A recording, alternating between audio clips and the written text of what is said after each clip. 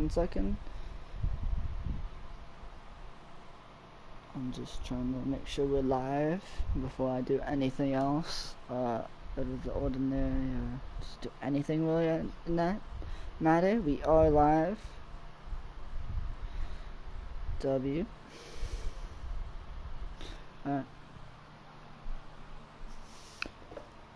Welcome one and all to the Southern 500 for the 8th race of the NASCAR Heat 5 season and schedule. Today we're at Darlington for obviously the Southern 500. Darlington, if there's a race you want to win, maybe besides the 500, it's this one. A very challenging track, not much room to go, very tight track obviously, not much room if there's a wreck to avoid it. Track position is going to be key in this race, and especially the next gen car. It's going to be very interesting to see. Again, we're now on the second of 3 races in the next gen car in a row. We go to Talladega next week, and then we go to a Gen 6 track. I forget what track it was. I was just scanning over the schedule just before we went live. Now I do have to do some quick stuff to get myself prepared for this race, so I will be doing that momentarily. However, the drivers should be at least in qualifying or close to it. I can check on a stream, which I do have access to, if I can find it there. They are in qualifying right now. According to right now, I have Hoffman's stream on, or Spency Cat. That is his PSN, but that is the stream that I'm watching right now. Until I get linked a different stream, that is the stream that I'm going to be momentarily watching. Now, however, I'm going to go on a quick little break so I can get myself finalized and set up for this race, and then when I come back in 2-3 minutes, we'll be ready to go on with the Southern 500.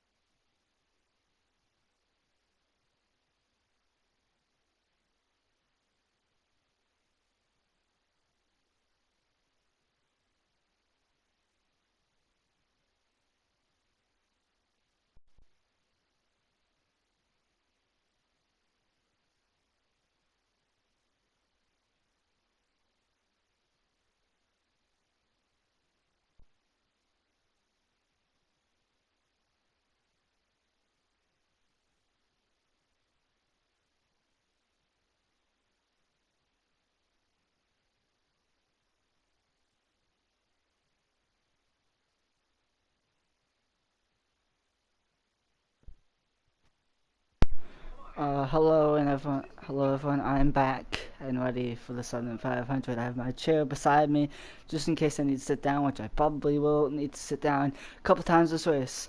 One of the keys, though, it is a long race. It's basically what I'm hinting at. It is a long race.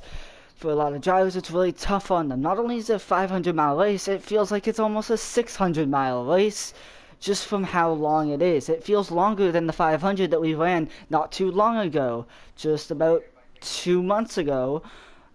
It feels longer than that. The race feels longer than that. Obviously, the time feels shorter. But yeah, definitely, as I already mentioned, it's a tight track. It's really tough to get around anyone, and so it really is going to take patience. Again, getting that track position, being able to keep it, but also being patient. You're going to get hit this race. You're probably going to get put in the wall this race. Just who can keep their cool and make sure they're there at the end when the money is paid, when the points are paid, and when the win is given out. So, yeah, we saw what happened last week at Atlanta. Will stuff boil over into Darlington? We don't know. It'll probably take a little bit of contact before it boils over, but it could. We don't know. Electric's already gotten a penalty for that. I didn't read into the penalty much, but he did get a penalty. So,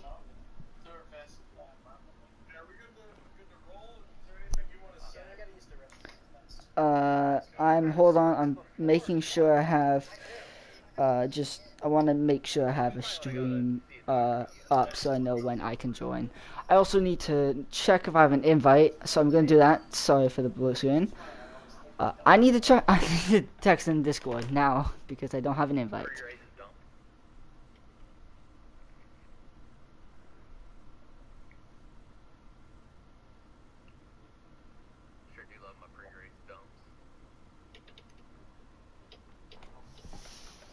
Make sure I get an invite before this race starts, because otherwise it'll be the same thing that happened at Texas.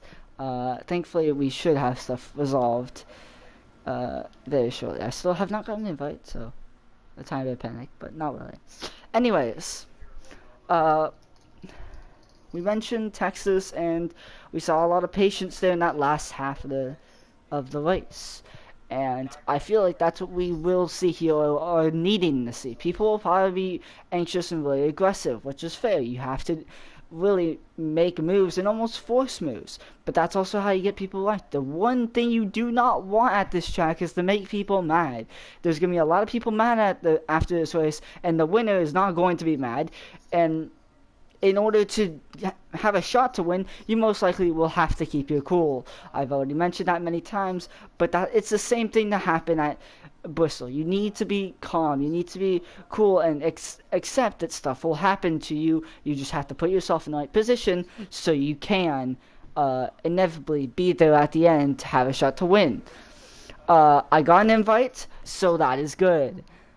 Now I'm going to check again what they are doing. We have a new driver from my knowledge. He was in the league last week for Atlanta, but he did not race. That is Josh. I don't know if there's any new drivers. My apologies if there is, and I have not caught them yet. But Josh is, from what I know, at least one of the new drivers. I do not know what car he's in. I haven't looked into that much. I haven't talked to Josh much about ARC, so I don't know exactly what car he's in. However, I would stay tuned for that and look at. We've seen so many guys just hop into the league, run their first race or second race, and do absolutely amazing. We saw Hendrick win the 500 in his first race. He didn't even have a ride. Earlier that day, I'm pretty sure. Hines wasn't even, well, not Hines, Sexy wasn't even in the league 48 hours before Homestead, and ran with Heredia, and then the next week won at Texas. So, it's just stuff that we have to look out for that. So I would look out for Josh. I'll give an update on what car he is when we get in the race, when we get that knowledge of what car, obviously, he is. I'm just going to make sure I'm ready for this race, because it's going to be a long one. And again, keep your cool, be smart. That's what you're going to have to be telling yourself if you want to win this race. The easy way to lose is instantly to lose your cool once you get hit for the first time. It's very easy to do that, knowing it is really annoying when you get hit, but you just kind of have to accept that that is racing. That is going to happen, and you just kind of have to roll with it. 26 drivers for this race. 26 drivers. We saw, I think it was 27 at Atlanta, so roughly around the same. The attendance has not dropped much. Obviously, we had 33 for Daytona, but that's Daytona. You're always going to pull a lot of people. Next week, though, we have Talladega. That's a different story. We'll get into that after the race. And we'll be able to do a little bit of what I did at Atlanta for a little bit of post-race. But again, we'll get into that when noise calms down. But this start of the race is definitely not going to be calm. I can promise you that. You're going to want to get in line, be chill, and really kind of place yourself in a position that you would want. We're getting ready to go green. Already on pole, we're green in the Southern 500.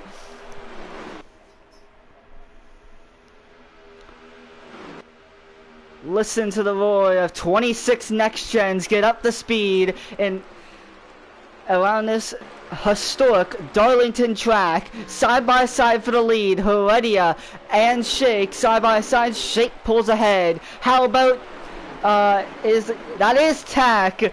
How about Tack?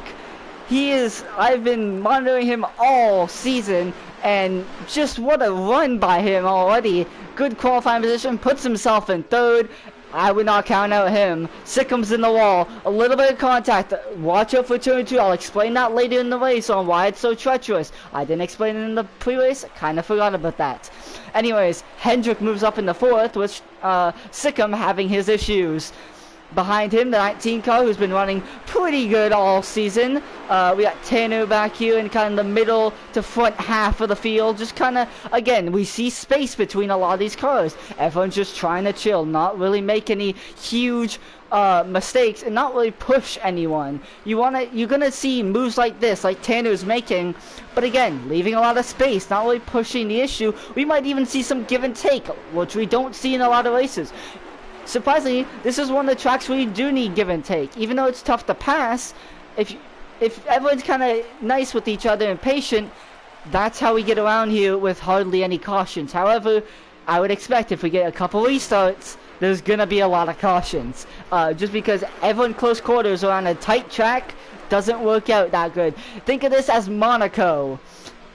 However, at Monaco, the walls are close. Here, it's the track in general is close. Not necessarily the walls, but you can only run in about two and a half lanes of room there. You see all that apron down there, it was meant to be raced on back in the 1950s, but when people found out the outside was faster, they didn't go down to the bottom. We've seen a couple lines be used on kind of the little bit of that apron there as you're entering turn 1 per se, but really not. It's not being used much. 15 car had his little issue there on the apron. He got it resolved, it looks like. How about Tack still? He's sitting in a good position in P2 for the 2 car. And how about the 55 of Hendrick? I would definitely not count him out. He's been running good all season. I don't see why that would change today. Heredia still leads. He's been the winner of most of the races, which is not surprising. It is Heredia after all. Arguably the best driver on the game. At least probably the best driver on PlayStation. If not, he's top 5. So as we see the 50 car pulling off to the apron there, letting cars by. Why would he pull off to the apron? Well, he's already kind of slow off pace. Might as well get completely out of the way. No one's going to be running on the apron, so might as well pull over there, let everyone by. And especially when you're already getting lapped, there's no point to put up a battle when you're already 2-3 seconds slower than the rest of the field. Anyways, Hendrick's starting to peak on Tack as Tack hits the wall. Shake is now going to take a look around the outside of Hendrick for 3rd, and he moves in as Hendrick kind of looks like he gave it to him. Again, a little bit of give and take, which we're going to see most of the race. I think, at least. That's going to be one of the things. Is if you can be patient and kind of allow yourself to give people positions and that, and really kind of give people the space that they need, that can be big. And that's why we can see some good racing at the front. However, Tack almost got in the wall off turn 4. Heredia still leads. We have with 8 laps down, we're on lap 9 of 184. Again, I will go through the stages in a bit. I'm pretty sure I saw the first one being 47. I can fact check that in a moment again. But still, pretty close racing up by the front. That's what we expect from the next gen cars. Everyone's meant to be close, because everyone's meant to be pretty even. There's not meant to be much space. The only issue is passing. Not dirty air in this game. Dirty air is not really that big of an issue. But it's passing, just in general. It's really tough to build up runs when everyone's going the same speed. That's why the Gen 6 cars are more preferred by drivers. But the next gen cars, they'll have to deal with it for a couple races. They've already had to deal with it for Atlanta. They have to deal with it for here and many other tracks. So, anyways, looks like another car, I think that's the 48, he is a lap down. Not a good start, and that's the thing. This race is long. It's like, again, it feels like it's the Coke 600. So even if you fall out down early, don't get your hopes up. Even if you get wrecked early, don't get your hopes up, because there's still a long ways ahead. Yeah, you might not get stage points, but the big part of this race is going to be for the win. Stage points, yeah, they can matter, but in general, winning fixes everything. So just trying to keep in a positive attitude as much as you can this race can be so key. Talking about a positive attitude, look at these top 4. This has got to be making them very happy. They're pulling away from the rest of the field, all just kind of sitting in line, being patient with each other, and I cannot express how happy I am for the two cars. I'm sorry for constantly bringing them up, but Tack is running at P2 right now.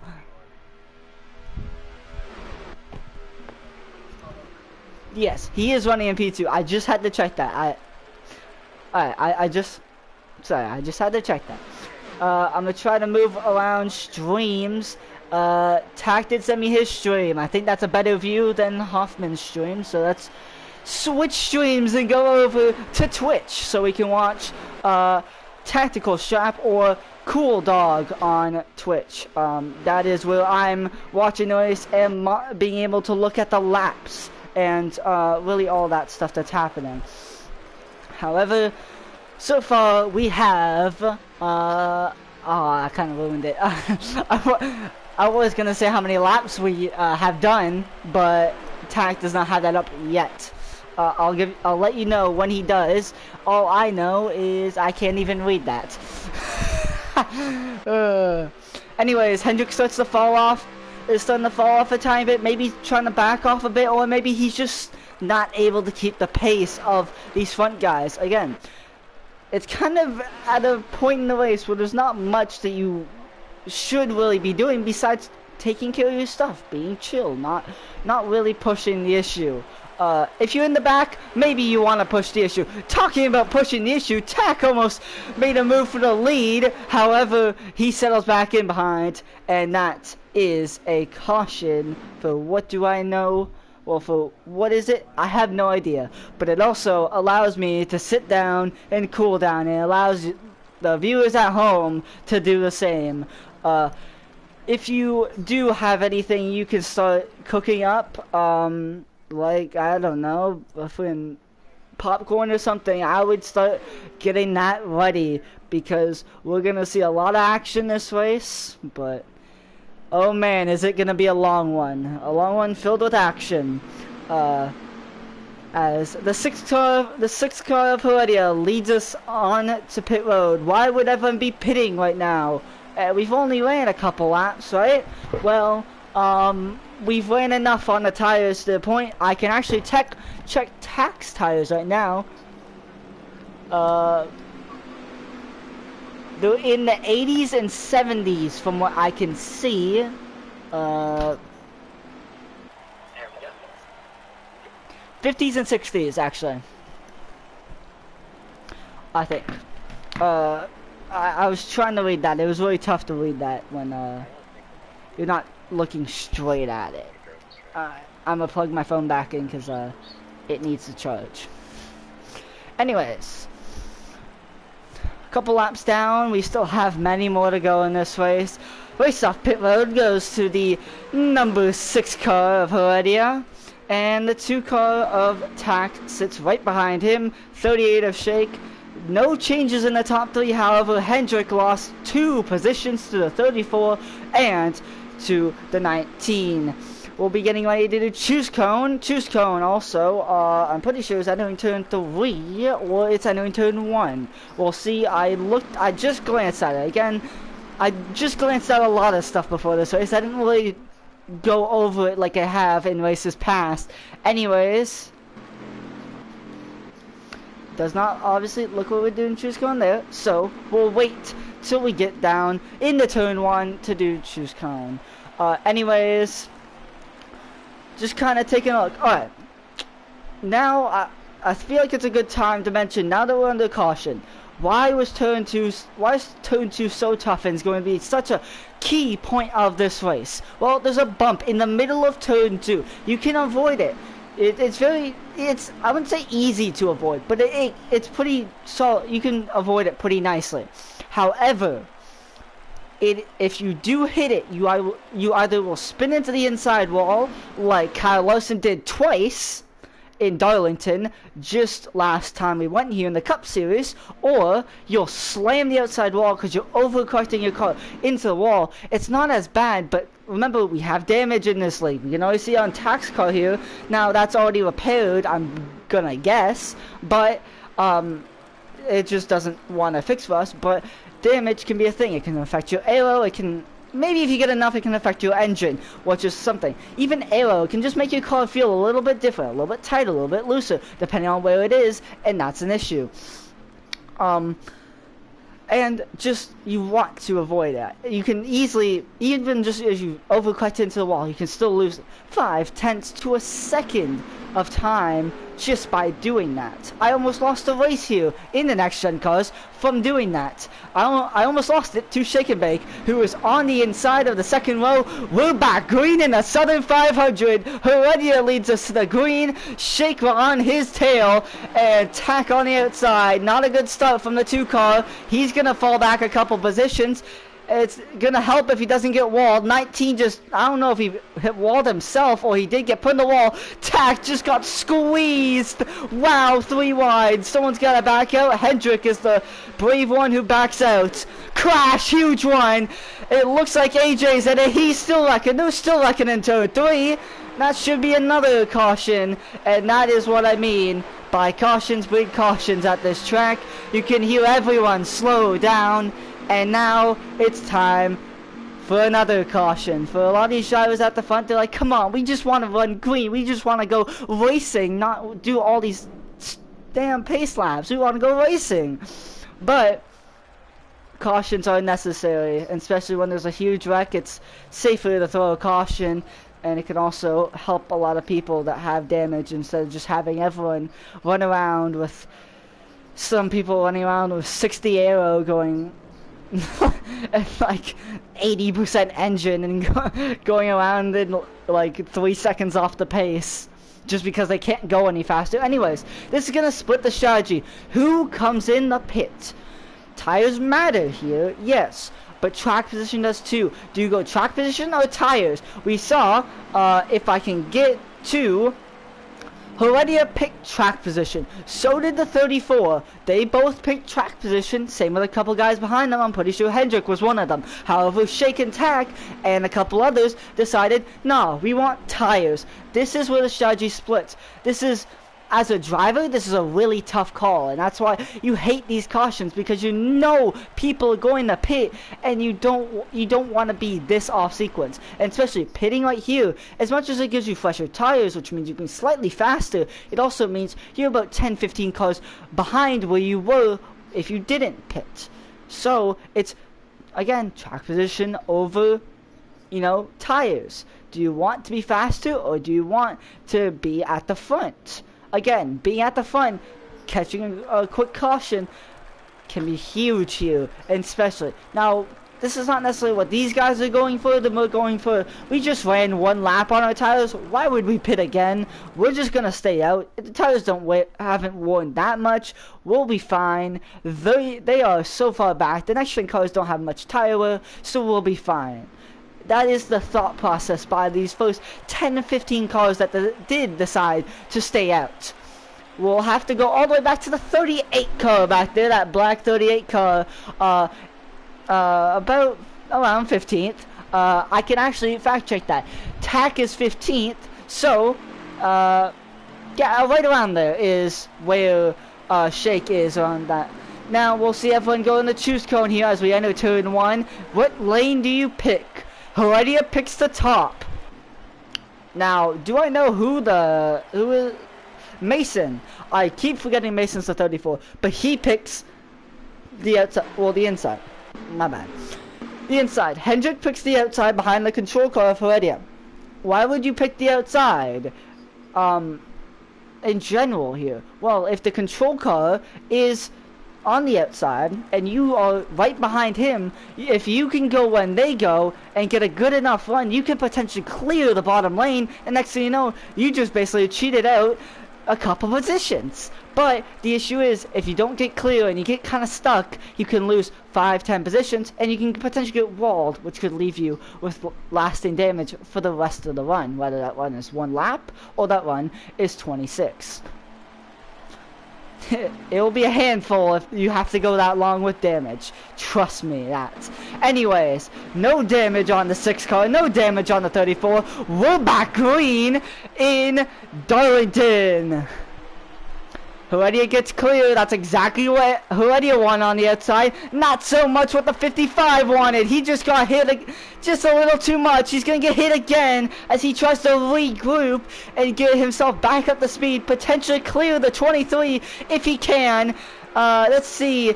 Here's Hendrick. You're watching that 55 car. That is Hendrick. You have Sikkim on his inside. Man, Tanner just got shoved into the wall. Now Hendrick trying to side draft, pull that 23 back, give himself a little bit of hope on the outside, scrapes the outside wall on the turn 1. He's still there though, hanging tough on the outside. It's the 55, the black and pink car, around the outside. He just made a pass around the outside in Darlington. Wow, how about the Sikkim now? He saw that, he got inspiration, he's going around the outside. Can he pull it off though? Like the 55, he just almost hit the wall. If he did, he just scraped it. Still side by side, basically dead even. Now between the 23 and the 47 scrapes the wall, goes a little too high, and oh, he hits the wall now again, and that's going to lose him more positions. That is the risk versus reward. We saw the reward being the 55. We saw the risk, and inevitably the problem and the issue with running the outside in the 43 car. So now let's kind of scan back up to the lead where we have the usual suspect in the 6 car of Heredia. And how about Mason? Mason's been kind of everywhere, it seems like. I want to say he's been running good, but there's a couple races where he hasn't been. However, Atlanta last week he did lead a lot and he was in position late, just not everything worked out. And now he's sitting in second, showing and flexing the speed that he had at Atlanta over here in Darlington. Now let's kind of scan our way through the field back into the first guy with new tires. How about Shake? He's made his way nicely up to the field. Again, being nice and calm can reward you here. However, TAC has not done so good. We saw that 2 car back there. I can give you a position update on him as he scrapes the wall. 18th, and he's still in the wall. We see him back there behind the 18 car. That ambulance car, tough to miss. Again, we are coming around to complete lap 27, heading on to 28 out of 184. Still, again, a long ways to go. Your race is by no means over. if you have some small issues. You see here is Tack behind the M&M's car of AJ, who was caught up in that wreck. He's gonna try, he backs out of it. Nice, but there is a hornet's nest of cars, around 15 of them, all stuck right here behind the 48 and the 47. Crash! Who was that? It was Tack. Oh no, bad goes the worst for the 2 cars. He gets passed by the 22 car and others. Just not a good run for this 2 car. Man, you gotta wonder. He was running in P2 before that caution happened, decided to pit, and look where he is now. Anyways, back up to the front. Shake is now closing in on Hendrick. This is for 3rd place. Shake was initially in 2nd when he decided to pit. However, he is closing, and these fresh tires really starting to show their speed. However, one caveat to this is the tires will start to even out as the run goes on, and especially with not much of an offset, about a 2-3 lap offset on tires. Remember, they did laps under caution on those tires, so that counts as like a half a lap or even a quarter lap. Hendrick gets out of the way as he scrapes the wall, and Shake moves up that 38 car in the P3 as the 55 moves down in the P4. Hendrick did not have a good day at Atlanta. He said he was in about almost every wreck from stage 2 on. He hates Atlanta with a passion for good reason. And now he sits here P4 in Darlington, just having a solid run, what he kind of needs as a confidence booster. Talking about a confidence booster, if I saw that right, I want to go all the way to him, so we'll take a minute. Mason is in the lead. Now, I do not know why he just got so much time on Heredia. They were nose to tail not too long ago. However, Heredia must have hit the wall, made a mistake. You never know. But now, if we go back a couple cars, up to Shake, he's caught on the back bumper of Heredia now. It is looking to pounce with these new tires, again, slowly starting to show how good they really are. He's also got to run and catch that 34 to take the lead if he wants.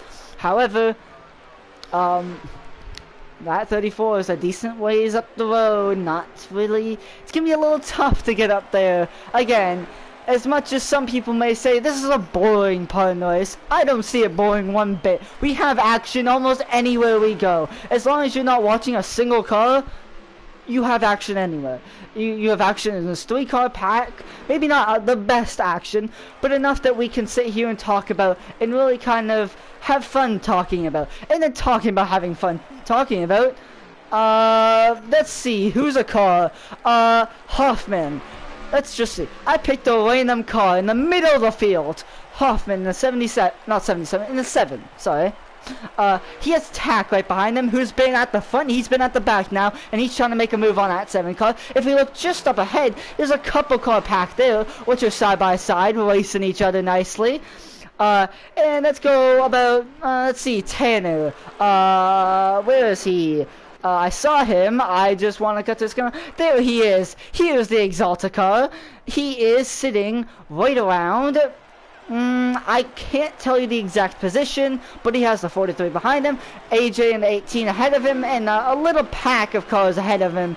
There, you just see there's enough action around the track that we can talk about. We can go to almost anyone in the field and talk about it. So, to me, that brings a good race, especially a race where at Darlington you're not having wrecks constantly. You get to see a little bit of tire, a little bit of fall off, just a little bit of like nice, good battles. That is what Darlington's about. That is why I personally love this track to drive and to watch. Oh man, 15 just got hit in the wall. Don't know if I didn't see really if there was much contact there between him and the 24. Anyways, Tanner moves a position up. Now, AJ is trying to get a move on the 23. Will Tanner be able to follow him through? Ooh, AJ made a mistake. Here comes Tanner on the outside. We've seen a couple passes on the outside. Not the most ideal way to pass, but 3 and 4 you can make it work. And he's pinning him down, trying to maximize any run possible off turn 4. You see he has a tiny bit of a run, but the side draft of AJ pulling him back, and now Tanner's just a sitting duck in 1 and 2, which is pretty much a 1-lane corner. You can run side by side, but you're at the risk of being walled. Now does Tanner try to make another move? No, he just kind of sits in behind, chills. How about let's look up a couple cars. The 19, he's being heavily pressured by the 5. Who is the 5? Let's go and see. Crown Royal Dad. He is here in the, sitting right behind the 19. These two I wouldn't say they're having a battle, but they're kind of having a battle. Just look up a couple cars though. There's a nice battle. I'm pretty sure if I know where that is. That is not the battle that I thought it was. It's gonna take me a second to find it. My bad. I think it was this battle. Yes, it was. We got Alan over here. Just kind of sitting behind Sikkim. The 44 of Sharp, I'm pretty sure that is, right behind. These 3 kind of under a blanket. They were just 3 wide last lap around here, but they got that sorted out. They're fine now. How about let's go, here's Josh in the 20 car. He is one of the new guys. Josh, not the best. He hasn't played Heat 5 much, so I'll give him that. He has not played Heat 5 much. He just started to come back, so I can understand why he may not be running the best. So yeah, to be fair, comparing him to someone like Spexy or Hendrick is really tough, knowing those guys have played the game almost endlessly for years on end, taking hardly any breaks from league races, and Josh has taken a year break. So I can kind of understand why he's not running that good. But still, I would watch out for that 20 car later in this race. You never know. Maybe by the end of this race, when the dust gets settled, you could see that 20 car in the top 10. Anyways, let's go up to the, what I think should be a Herdia battle. Hold on, I saw Speedin. He was speeding. We saw him in the 8 car, I'm pretty sure it was, last week at Atlanta. How about now he's in the 23? Just kind of hopping around cars. Just, you know, no biggie, as a couple things fell off. But also, Shake, seems like he's having an issue. I think he, had a moment or something there, because he's slowing huge. Don't know what that could be for Shake. Anyways, now, well I can, let's go and check what the stages are so we know what's happening. Tack just got wrecked. I just saw that, barely.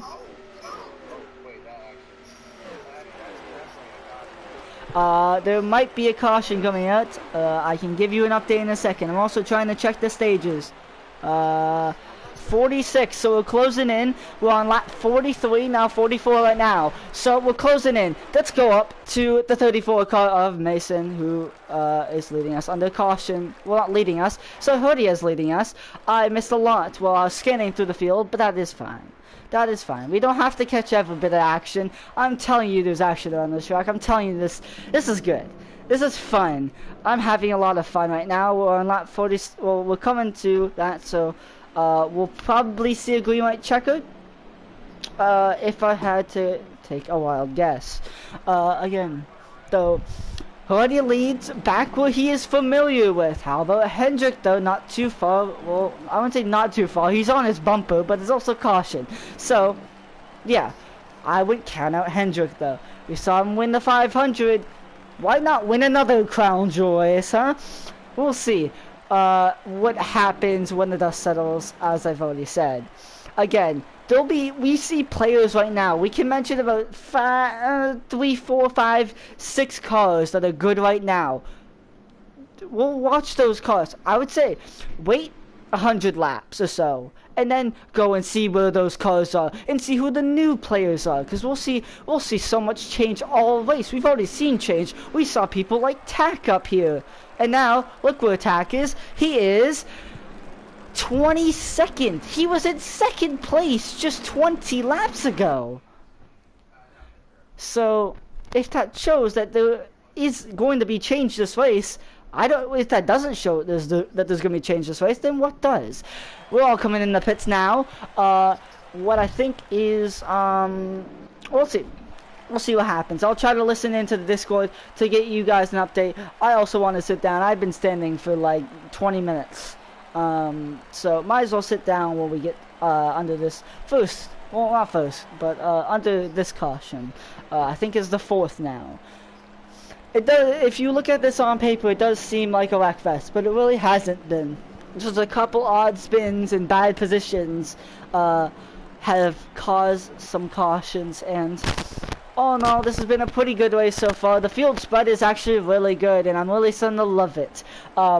Just there's enough field spread to the point where it gets spread out, but it's not like to the point where each car is evenly spread, so we have no action. No, we have action all over the track with any car.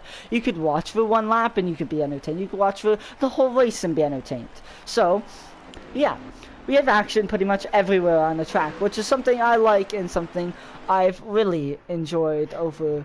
Yeah, this is the Heat 5 racing that I personally love. Now, obviously, I would say it would be better in the Gen 6 cars, but I feel like so many people would say that.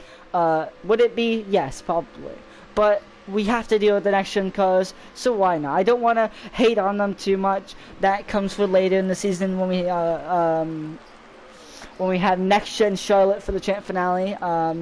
Actually, I'm pretty sure I heard just a week ago or something that they actually changed that race from the next gen cars to an undetermined, so we could have the Gen 6 cars. The Jets could have their way in that one. So yeah, I'll keep you an update on that throughout the season. What the championship race exactly? Well, it's gonna be at Charlotte. Just what car we run will be a thing. Anyways, let's go and try to listen on Discord and see what's happening. I'm gonna take my headset off just for a second so I can listen to it.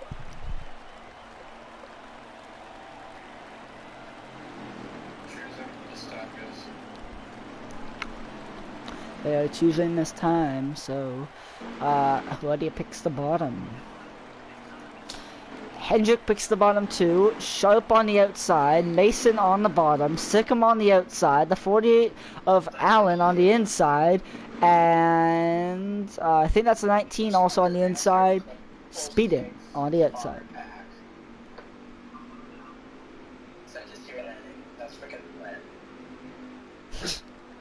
Just having a random chat in the Discord, why not under caution, I guess. I don't even know who's talking. I don't know voices that good, but it's fun. It's fun. To say the least, the drivers seem to be having fun this race. Seem to be. I bet you if we were to pull someone from like 20th place, they would be cussing every other word, saying how much they hate this race. But in reality, it's been a pretty good race. Anyways, I'm gonna turn the Discord down. If we don't have a caution in 2 laps, we know the stage winner was Herdia. Anyways, to the restart zone, we're green, pedal to the floor, back green in Darlington or the Southern 500. 26 machines flying up the speed with this next gen car, the Generation 7 car for the NASCAR Cup Series, flying around the bank turns of Darlington. Now Hendrick trying to get a piece of the lead, wants a piece of the pie. Heredia stuck on the outside. Mason just waiting in the wings behind. Who knows what's exactly going to happen. We'll see. Hendrick, new leader in Darlington. Again, a lot of changes is going to happen this race. We're going to see it. Who's good who's good in traffic, who's good leading. Already in the wall. We'll see how he is in traffic in a second when he gets back down. And Hendrick is now pulling to the lead by a decent amount. And yeah, here is the 55 car. The yellow, pink, and black 55 car. No caution, so that means Heredia did win stage 1. So now we look into the future. It is lap 50 of 180. So, if I can get a... Yeah, lap 90 is the next. So, we have about 40 laps until then. 40 laps at the line this time until the end of stage 2. A long ways to go for these drivers. This is where you want to kind of chill. We might have a couple more cautions littered in through this run. For the drivers, they hope it's a long green flag one. We might not have one. Damn, speeding got walled, and that almost caused a wreck.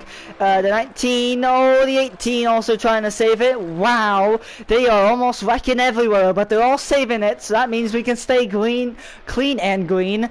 And now, as, yeah. Just look at this track. Just such a intimidating track. A weird and wacky track. But, oh man, is it becoming a fan favorite in real life?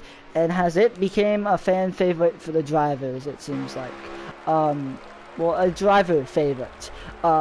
I feel like over the last couple years, as we start to understand how good of a track this really is and what kind of style of racing we are brought when we have green flag racing, which we've seen a lot this race already. Anyways, the 19 car just kind of chilling leading this pack. The 3 car on the bottom, he's also chilling, but the difference is he's about a lap down, maybe more. That Scotty racer on the inside, he's kind of come back down. He just wrecked himself somehow. We don't know. We don't question cars. Anyways, new leader. I wouldn't say new leader. Mason's back to the lead. How about Sharp now? He wants a piece of the lead too. Hendrick already got his piece. He's satisfied. He's happy. He's not hungry anymore. He's just gonna sit back and chill. He got his laps. He got his little bit of fame. So yeah, there's a nice Hex.com. I find that kind of funny for ways that no one will probably get besides the people up front, because they're all from that same league. But yeah, I'll mention it to Hendrick either in the post race or once we end stream. Anyways, we're not gonna end stream yet, obviously. We still got a long ways to go. We got the 34 in the lead, the 44 in second, and the 55 in third. What a combination of numbers. Wow, Hendrick just said mine now, and that did not work for him. He is now being the one taking a piece of. And how about Sikkim? Again, new players in this front half of the field. Sickham's been running near the front, but he hasn't been at the front pack yet. Here he is now at the front pack, being able to kind of see how the guys ahead of him are running and really be able to learn and pick up and see what his car needs to be fast at this track in this race. We'll see. Now, talking about fast, that is that 44 car and also the 6. Those are two guys you definitely do not want to count out. Sharp has had lag issues pretty much all season, has had to deal with lag on many occasions, but he is sitting chilling in second. Maybe even he can get to the lead if necessary. I heard some scream whoa in the Discord, so we can only guess what's happening in the middle to back half the field. But up at the front, it's pretty clean right now. As much as the damage may see on this 44 car, that it's been through hell and back. But in reality, that car doesn't have any sort of damage on it to drive. Caution out again. I'm pretty sure this is the 5th caution of the day.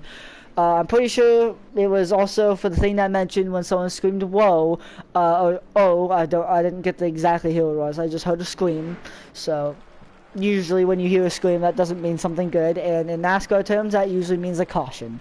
But on the caution, getting another breather. We've had a lot of them. We've had a lot. I've been talking so much this race already, man. I feel out of breath almost. I'm gonna have to. All right, let's take it chill. This stage, well, not staged, so this caution. 77 of NASCAR 09 rocks. Well, NASCAR not 09, NASCAR 2009 rocks. He is flying by on the outside on the track. I'm pretty sure he just won a lap down because he was in the pits, so he will get his lap back. In that 77 car, kind of having a little bit of issues there, not having a day he necessarily wants, or the start of the day. Again, it's a long night. Right now, I look out my window, I see, I mean, as much as it's cloudy, you can definitely tell the sun is not set yet. The lights have came on, but the sun is not set yet. by the end of this race, the sun outside my window will be set, the sun outside your window will be set, as long as you're in the East Coast or Central. If you're in the West Coast, then I can't say the same. But if you're in the East Coast or the Central, you will see that and understand that.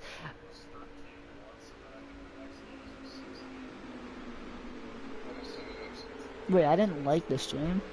Oh. Alright, whoops. Okay. So let's do that. Let's do this and bring this over. Yes. How many laps in?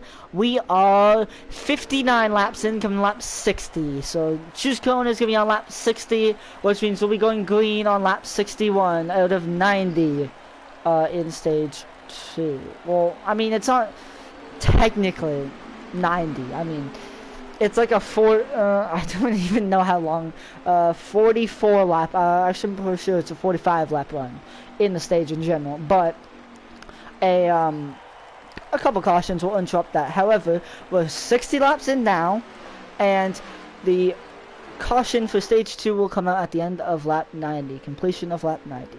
So we'll be going back green on we're coming to lap 61, which means we will have 30 to go in stage 2. So again, still a long ways to go. As much as it feels like this first half is flown by, mind you, we still have over 100 laps to go. Atlanta felt long. This is gonna feel longer. Again, we talk about how drivers are used to running 200 miles here, as much as we say 500, because that's the actual name of it, but in reality we're doing 250 miles. So the last 50 miles is a little bit tough and really straining on the drivers, knowing you usually run 200 miles. Anyways, foot to the floor, we're back green in the Southern 500. Sharp leads us to the green. He's our new leader also, as Heredia's on the outside. Now Mason trying to get up into the lead. Hendrick is deleted from the front half of the field. They're still wrecking. Did they all save it? 50 car didn't, but everyone else did. Now we see Hendrick all the way back. I want to go to Hendrick. Here he is. Even though we're on the car right behind him, but here he is, just got basically forced in the wall. At that point, you have nowhere to go, and you fade. Now Hendrick's got to really, this is where he's probably mad right now. He's got to calm down. He's got to accept, hey, this is gonna happen. We just need to go. There's 30 laps left in the stage. There's over 100 laps left in the race. We need to chill out. We need to go and focus on the bigger picture.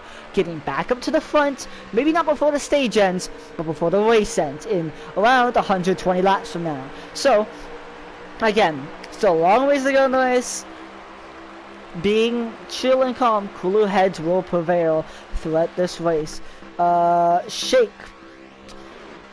I wouldn't say he's kind of gone yet, but he's not new necessarily, not in the position we're used to him. However, he's trying to get back there too. He wants it. And how about Tack? He was in 22nd just 10 laps ago, actually 15 laps ago, and now he sits right behind the 19 as Shake is slicing and dicing with AJ. He's gonna clear him. A little bit of slide job there. We'll see that at Darlington as people try to force their way in, get past people, and get on. Because again, you cannot be wasting your time trying to pass people now. Here comes Tack. He's trying to make his own run, trying to get past these guys. The 19 now, he got past. How about the 18? When is he able to kind of look out for that move that he wants? Or is he going to sit back and be patient? He's going to chill. However, he can't be patient because here's the 19 back again on his inside. 19 kind of bails out of it. Didn't really have that good of a run into the corner. Didn't really want to do it, looks like. And now he sat behind. However, AJ got a little bit loose. Here comes Tack on the outside. Now we've seen a couple passes on the outside. Will we see this one be? No, because Tack's in the wall. The wall, definitely something here. The Darlington stripe. Everyone's gonna have it by the end of this race. Trust me. It is, yeah, you are lucky if you don't hit the outside wall. You're either lucky or you're slow. Usually it's the second one. Anyways, the 51 car, who was the definition of slow there, he was in the wall also, so being slow doesn't always guarantee you from not hitting the wall, but yeah, he was in the wall for whatever reason. However, we all kind of regroup. There's a 51 car, but we regroup and we look back at the front. Here is Sharp. He is in second. How about Speedin, starting to be a new player? He is just behind in the 23. We're starting to see some speed coming out of this 23. We haven't seen it much, but here it is. Now, he's got Shake behind him. What happens? Does Shake try to be a little aggressive, or does he sit and chill? Does he mind his time and try to chill? Well, you wait. Sikkim again, we've seen he's only slowly gotten closer and closer to the front. Comers and goers is a thing of the day, and that is only gonna be expressed more. Sikkim had a mistake, he gets passed by Speedin, and now Shake trying to get a piece of him on the outside. Shake doesn't look like he's gonna prevail, has to sit back in line, and Sikkim settles in 5th. Slow car up ahead. That's the 50 car. He's been laughed about a couple times. He's also in the racing line, so I wonder how that will go through. He might want to pull off as fast as possible. Even if that means wrecking himself, he might want to pull off. There he goes. He's pulling off. Maybe not as far. Now he is. Okay, there we go. He's far enough off track to the point where it won't be a distraction or a worry for any of the drivers up at the front. We have a little pack here of about 6 cars, and then we have to go back to the 19 car about 2-3 seconds back to get the other pack. The other one. Anyways, I saw the chat lit up. Well, not lit up, but I'm pretty sure someone also did text in the chat, or I'm just blind. Probably both. Anyways, Speedin slides up the track. Here comes Sikkim to his inside and trying to make the pass. Speedin's not going to allow him to do that pretty easily. Here comes Shake, not far behind. Looks like Sikkim hit the apron. Oh, they're pinching each other. They're leaning on each other, and that's what happens when you lean on each other a little too much. You get in the wall, and now both of them lose a position to Shake. A little bit of contact there as Speedin kind of got a little bit of hook from Sikkim. No hard feelings there, I don't think. Just kind of more of a little bit of a disappointment there. But again, you regroup, you come back at him. Man, I've seen that 18 car wrecking loose every single corner. Man. And, oh jeez, Tanner and Tack and the were side by side, and the 48 slammed the outside wall, and here's Hendrick. We said you have to keep your cool, and Hendrick, I don't know, we're not able to talk to him necessarily, but we're able to just kind of understand. He's made his way back up to the field, so we can only guess he's at least a little calm right now. He's calm enough to not let his anger overweigh his speed. Almost hits the wall there. Now he has to work on AJ just up ahead of him, which will be another position. This is AJ's, I'm pretty sure, in 8th place, so that would put Hendrick in 6th. Well, not 6th, 9th. My bad. We can also fact check this. Is Tack in 11th? Yes. So everything I just said is right. Thank God. Hendrick making a move on the inside. It looks like he had to bail. I don't know if he meant to do that, but he might have to bail. I've been sitting down for these last couple laps, so I might want to stand up in a bit. I'll stand up by the end. I'll stand up by the end of the stage. Like the last 5 laps or so, I'll stand up. I'll commentate. I'll let my heart out. However, we're on lap 75 of 90 in the stage.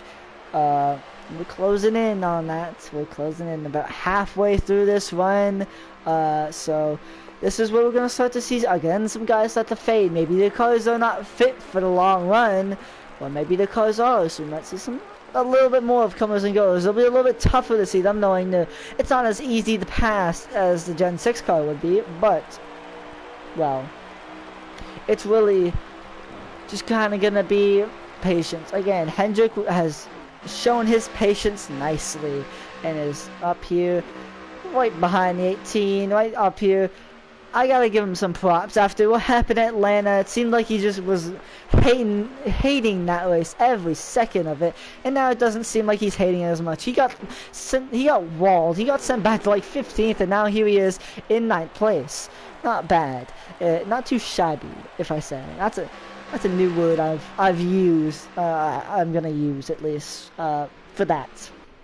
Anyways, back up to the front. Here is Sharp. In P2 we got Heredia. Heredia's not led in a bit yet. Don't worry though, Heredia fans. We still got a long ways to go. We're just hitting around.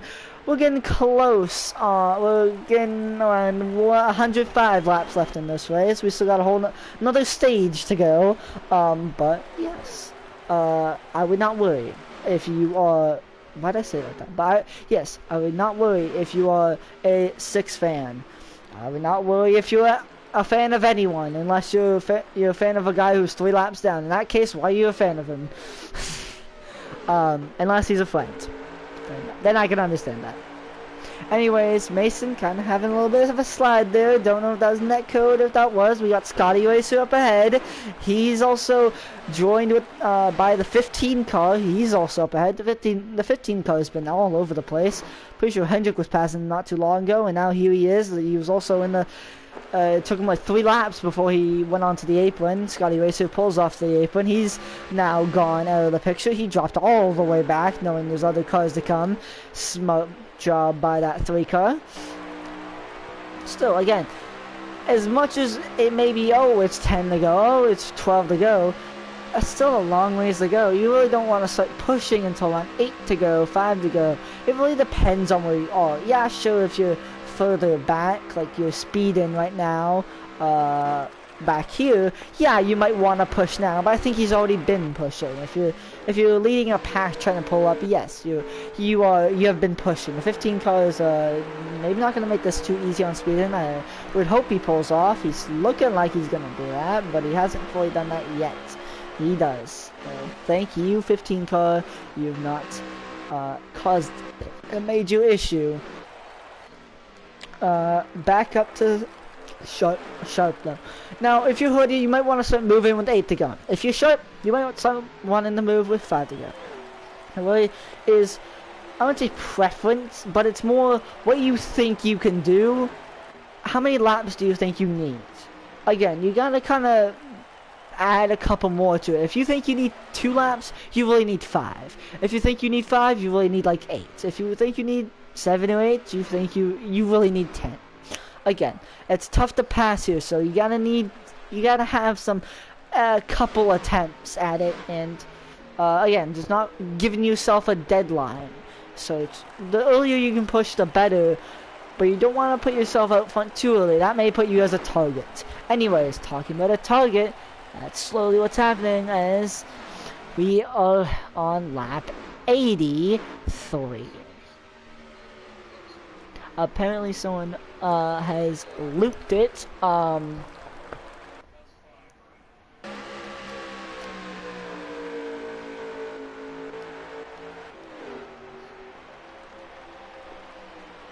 I think we're either close to a caution or we're getting a caution. The leaders are not backed off yet, so we're not getting a caution yet. We're on lap 84 now of 90 in the stage, so I sure hope we get a green flag stage finish, but that's something we can only hope. Here's the 50 car up ahead. He's going another lap down. Not the best day for that 50 car again. Don't give up yet, I would say, to those people. However, just try to finish out the race. If you're kind of at a point where you're multiple laps down, just be happy to finish the race. Just try to finish the race, be happy with it. 50 car, wow, that was weird, but he pulled off and was nice. So yeah, it's up 85. Jeez. A little bit of contact between the 44 and the 6. They get that sorted out. Time, I'm going to start standing up because I want to get ready to commentate. Actually, this. Here we go. Lap 86 of 90. 5 to go in stage number 2 in Darlington. Again, the stages don't necessarily matter for glory, I guess. That's where the win comes in. But points, that's something you really need. So points can be big. Speedin's caught back up. Same with Sikkim. Now a move on the outside by Heredia. Around the outside of Sharp. They gotta sort this out fast because that's just gonna take more laps away. 4 to go now. The time is ticking for that 6 car and that 44 to get it sorted out, because the 23 is knocking on the door, same as the 47, and the 34's just like, come on, keep battling. I want to go away. I want to win this stage. Oh, Sharp, save it, please. He saved it. Wow. Heredia hit the wall, looks like. It also meant Sikkim also lost a lot of time, and same with Speedin. And will Speedin be able to get back up? Probably. But will he have a shot to win? Probably not. Now, here we are, watching from the man himself, Heredia, who's won so many races this season, been so dominant, but now he has to get through the 34 if he wants to win the stage. Lap 88, I think it is. Yes, lap 88. Now Heredia on the inside, the door just left 2 open, and he's going to try to force his way through. Here we go, 2 to go, Sharp on the back door, waiting for his opportunity to strike. Side draft by the 6 to the 34, 6 clipping the apron, washes up, 34 just scrapes the wall. Look out, here goes the 44, Heredia on the apron. Oh, so close. Get me up to Mason. Here is Mason. Speeding going around the outside. The 4 car just peeled off. He's not going to have it. Here we go. We're coming to 1 to go. White flag. 1 to go in the stage. 1 lap for Mason. 3 corners now for Mason. Now, does Sharp have anything? Probably not, because Speedin's on the inside. Sharp slammed into the wall. That's not going to be too nice. That's not going to go over well, as Mason's going to cruise to a stage win. Speedin might not even get second from doing that, as Heredia starts to make a move, and he might steal it at the line. I think Speedin got it, but most importantly, your stage winner, I think.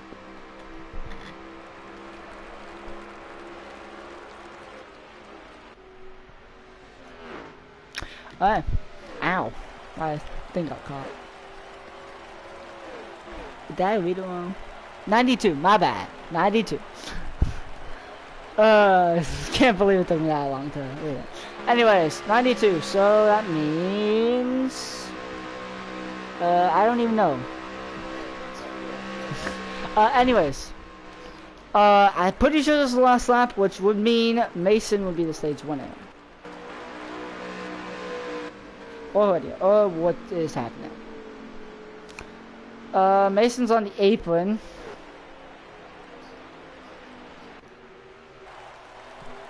Alright, we'll get this sorted out. I'll give you confirmation on stuff. My bad for screwing up the finish. Josh is in the pits. He's had enough. So Hood is currently the leader. Did he win the stage? Probably. I can give a confirmation on that. It was a fuel mileage thing. People were close on fuel. I didn't think they were that close, but apparently they were, because a couple people ran out at the line and had the pit. So, what does that say on the back? I can't even read that. I can't tell if that says gambling or grambling.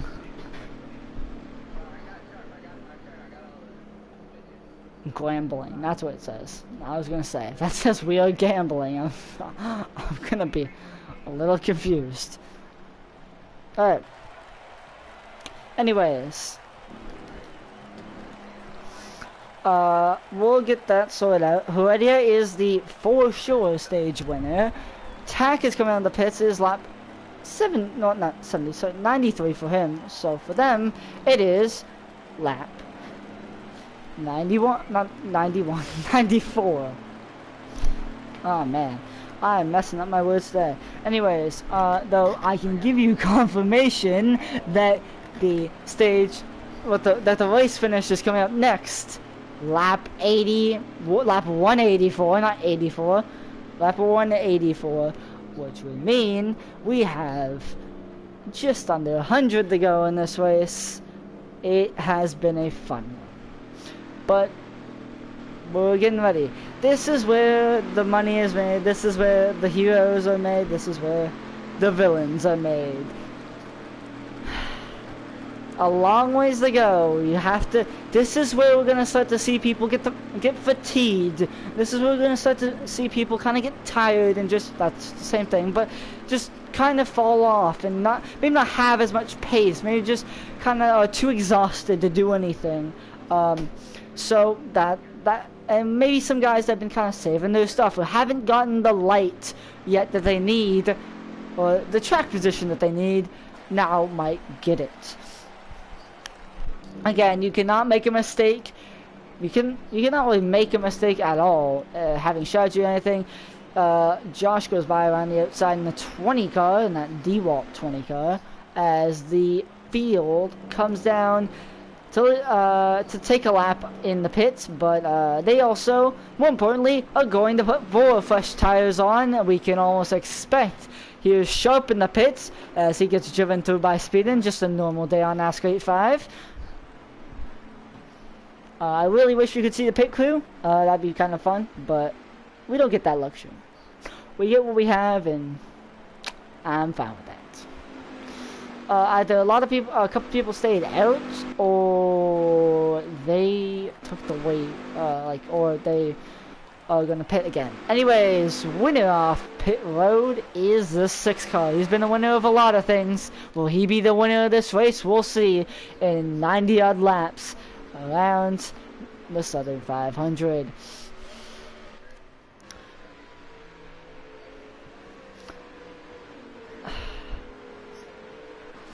As we're under caution for, I won't say what is the last time, but as we're under caution, I want to kind of just be able to kind of be like, let's just ride as we're going slow speed so we can take it all in.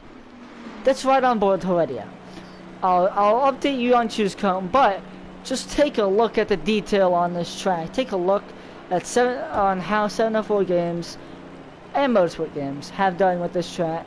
Built by hand, pretty much. Yeah, it took a couple of years to do completely, but I just want to kind of be like, take it all in, enjoy it, because this might be, for a lot of people, the last race at Darlington that they do, or one of the last races. And for us as fans, I know for me this won't be my last Darlington race I watch, but it is one of my last, probably. It's probably my second last Darlington race I watch.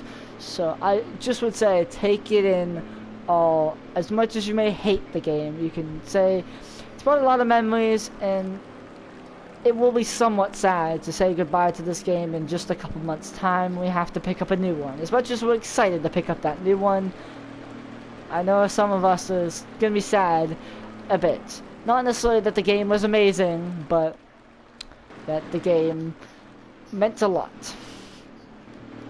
But just kind of take a look, take it all in on how this track has been, and we can only expect the best from the new game and hope the best from the new game. But yeah, looks like it is a sold out virtual crowd. You can almost hear the cheers. You can hear the cheers over the engines being pretty quiet because they're not up to full speed. These 7th generation cars are pretty loud, so you won't be able to hear them as you go past every lap, but you will be able to hear them when you're on the pace lap like this. Anyways, already did pick the bottom, sick 'em on the outside, sharp on the inside, shake on the outside. Tanner, a new player, is on the inside and speeding on the outside. We have the 48 car back there, we have the 12 car, and we have a whole train of cars on the bottom. Either they are caution cars or they just felt like picking the bottom. I see why. It's just kind of funny. That is what it is.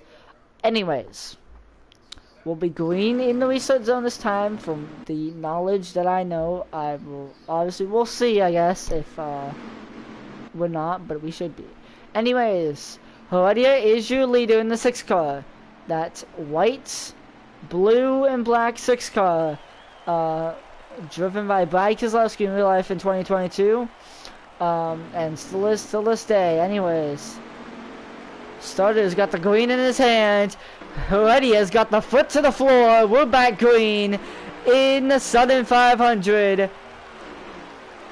Sharp on the inside. Sikkim able to get in ahead of Sharp and Shake. Now Sharp and Shake dueling it out. Doing as much as they can. Sharp, save it, he did. And now Speedin's going to take a piece and get up in the 4th. Sharp down the 5th. How about Tanner though in 6th? He's got getting a lot of pressure from that 48 car though. I don't count him out. They all get kind of singled out there. And now we chill. Here's Sikkim. Hasn't led a lap yet this race, but oh man, I would not count him out too. And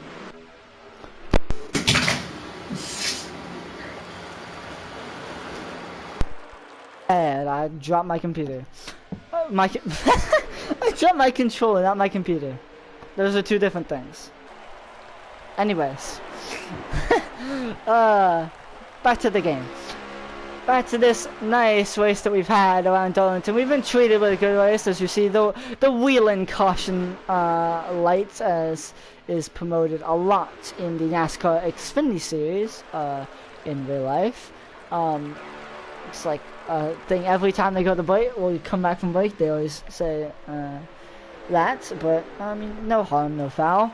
Anyways, you see the safer barriers there, obviously put in around 2001 for most tracks. 2001, I'm pretty sure, maybe 2002.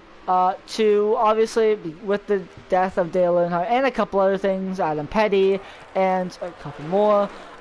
They decide that safer barriers to soften the blow, and they're mandated around every track. We still every about 5 years, some random driver, mainly Ryan Blaney, is able to find a new wall that doesn't have a safer barrier and slam it as hard as possible, because, you know, just checking over, making sure, you know, every wall has safer barriers, because something you want to do, definitely, if you're Ryan Blaney, you want to almost die. But yeah, they're definitely meant to soften the blow, as much as still it is very hard to hit the walls. Obviously it's a virtual game, so the safer barriers don't do much. They just make the track shorter. Or but yeah, it still by no means is useless. Obviously, we see Dale. We see the Earnhardt Tower there. I didn't get to read the other logo there. I don't think I've ever been able to read the other logo there, but those have been standing there for a while. I'm pretty sure they just took those down in real life, not too long ago, maybe this year, last year, in order to put, I'm pretty sure, more stands or something. I'm pretty sure they took those down. I could be wrong though. Anyways, oh, I caught my controller this time. I caught it somewhat between my legs, but yeah, I was trying to reach over to see what were the comments. Dale thought he was clear low. No, Svexy. No. We are not bringing that here. No. Anyways, let's get off a little bit off that topic. Get on to a new one. Heredia is the leader, like he has been in many of the races this season. And yeah, I mentioned not too long ago, about 10 laps ago, oh, Heredia hasn't been in the lead that much. How cliche was I? Because he's back into the lead just a couple laps later. Always have to prove me wrong. I questioned his strategy at Bristol, and he won by like, and he was going to win by like 10 seconds if, you know, the caution didn't come out, which gave him a little bit of a scare, and then he won by 2 seconds. So yeah, we peaked at 8 people watching the stream. I appreciate you guys for tuning in. Look at my teammate go. I know, right? Speeding's doing great for you, Svexy. What position is that? It looks like P5. Yes, it is P5. Speeding has a pretty fast Toyota under him, from what I can see so far in this race. However, he has had a couple issues, not been able to fully keep it clean and to keep it out the front, but he definitely has a fast car. Talking about fast car, don't overlook that Exalted car. Oh man, has it been through hell and back, just like every race. But we thought that pretty much every race, and he almost won Gateway. There's so many races where he has been in the middle of everything. The next thing you know, he's able to break away from the chaos, and he's one of the fastest cars on track. So, yeah. How's AJ doing? I haven't seen him much, except for him getting turned into the outside wall and like lap. I don't know. I think I got a glimpse of him. Here he is, AJ. Sitting behind Hendrick right now. Hendrick has not had the best last couple of laps and has settled himself back. Here, just almost in the wall. So, yeah. Surprised Tantan hasn't logged. Not gonna lie, when you said when you typed lag out, I thought that said logged out. But yeah, I am too. They were talking in the chat just before the race on how Tanner had in his league made a whole 100-lap race, which I was in, and happened to win, without lagging out. But then he's on a different side of the house and could easily, again, lag out. Someone said lap 37. I think it was Hendrick. However, lap 37 is long past. There's a wreck between the 12 and someone else. Do I know? Nope. Do I care? Probably not. Anyways, here is Speedin. But let's try to find our way. Here is Thomas. I don't think he's new. I'm pretty sure he's been in that car all season. However, he has not raced much this season for whatever reasons. I've not talked to him about ARC to know why he hasn't raced. I just know that he hasn't raced much. Anyways, scanning through the fields. Here is Sharp, but I want to get to Heredia, because Heredia is the one where the action is. Anyways, Thomas finally showed up. That's exactly what I'm saying. I was scrolling through earlier in the race and I saw Tom Tay, so I was very surprised that he was here. But you always love when, you know, the actual drivers of the cars show up and you don't just have to have drivers fill in like Nathan did at Daytona before he got like suspended or something for multiple races. And there's been many drivers that have driven in that car, not many cars driven in that driver. It's just, yeah. A couple lap cars up ahead. Looks like the 12. Looks like another car also. That is Scotty Racer, who has been in a lot. We will be back hopefully next week. Yeah, hopefully. Well, Svexy, when are you supposed to get your disc today? Or no? Or are you getting it later today? Because I know, yeah, because for what is it? For explanation why you don't see it's Svexy in the 45 is because his game he had the PS Plus version of it, but that went out store, or that they took it out off the shop. So it basically, for anyone that had that, it just basically made it to the point where you can't get in the game anymore. So either you had to buy a new game, or you had to buy a new 5 disc, or you just didn't play the game. So for obviously Svexy, who does still a lot of league racing, it was essential for him to get a disc. And yeah, didn't show up today. Hopefully tomorrow. Yes, I hope tomorrow, because I want you to race Auto Club in Wingstop. That would be pretty nice. I'm not gonna sit here and plug Wingstop because that would just be mean. Just, yeah. I'm not that type of person to plug my stuff in here. But yeah, I do commentate other stuff though. Anyways, Shake is your leader still. Now, I haven't given a lap update in a bit, so let me do that. I need to pull the screen closer to me.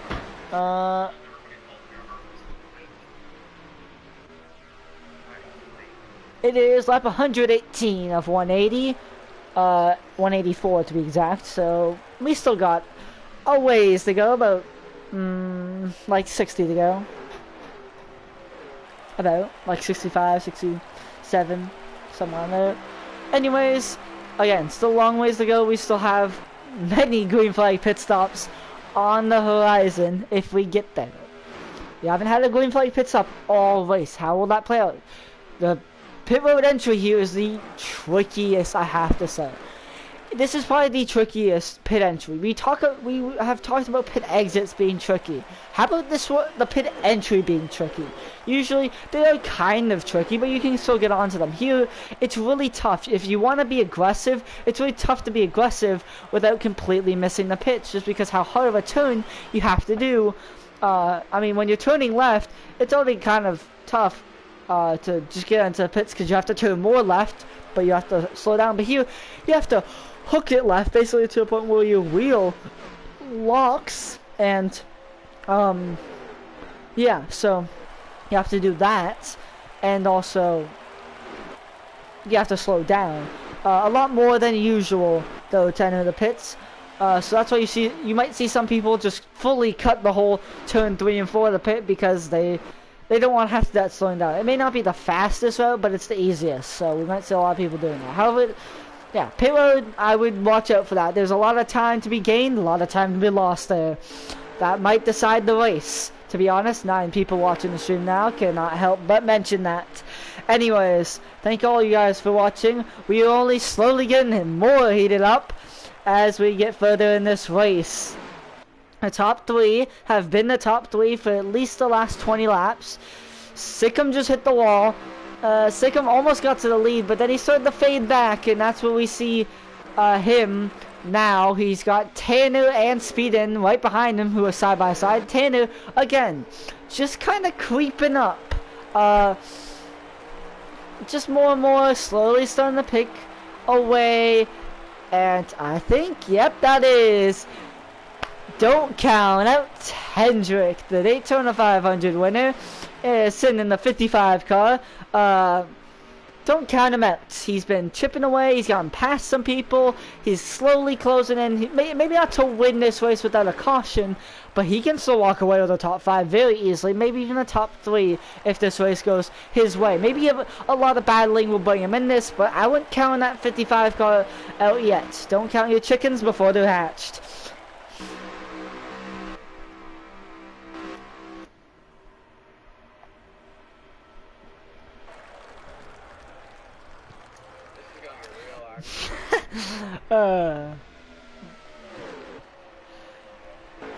Fun. Anyways, yeah, Shake still leads. Nothing changed much. This is probably, I would argue, this is the most down period of the race. But talking about down period, it's not down for the 6 car. When is it down for the 6 car? Because he's trying to make a run. Not an opportunity there. Well, it was an opportunity. Not a chance he was able to do that there. However, now, as Shake hits the wall, here comes the 6 car on the outside. Is he going to be able to do it? One attempt. Yes. He has the edge. He's going to get the run off the corner. Shake leaves him a lot of space. Is he just going to slot in behind?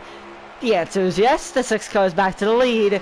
And Sharp now just kind of sitting there chilling. How about NASCAR 2009 Rocks just up ahead in the 77? He's going a lap down. Yeah, he is the next car to go a lap down. There's a couple cars ahead of him that I saw a slight glimpse of again. We probably won't catch the 77 car until about 5-10 more laps, so these guys have a little bit more breathing room. The lap cars have been very nice so far this race, very generous, letting off, kind of pulling off to the side of the track, letting the leaders by. Will we get that lucky? And especially if we get this long green flag run, there will be fast cars that they start to lap.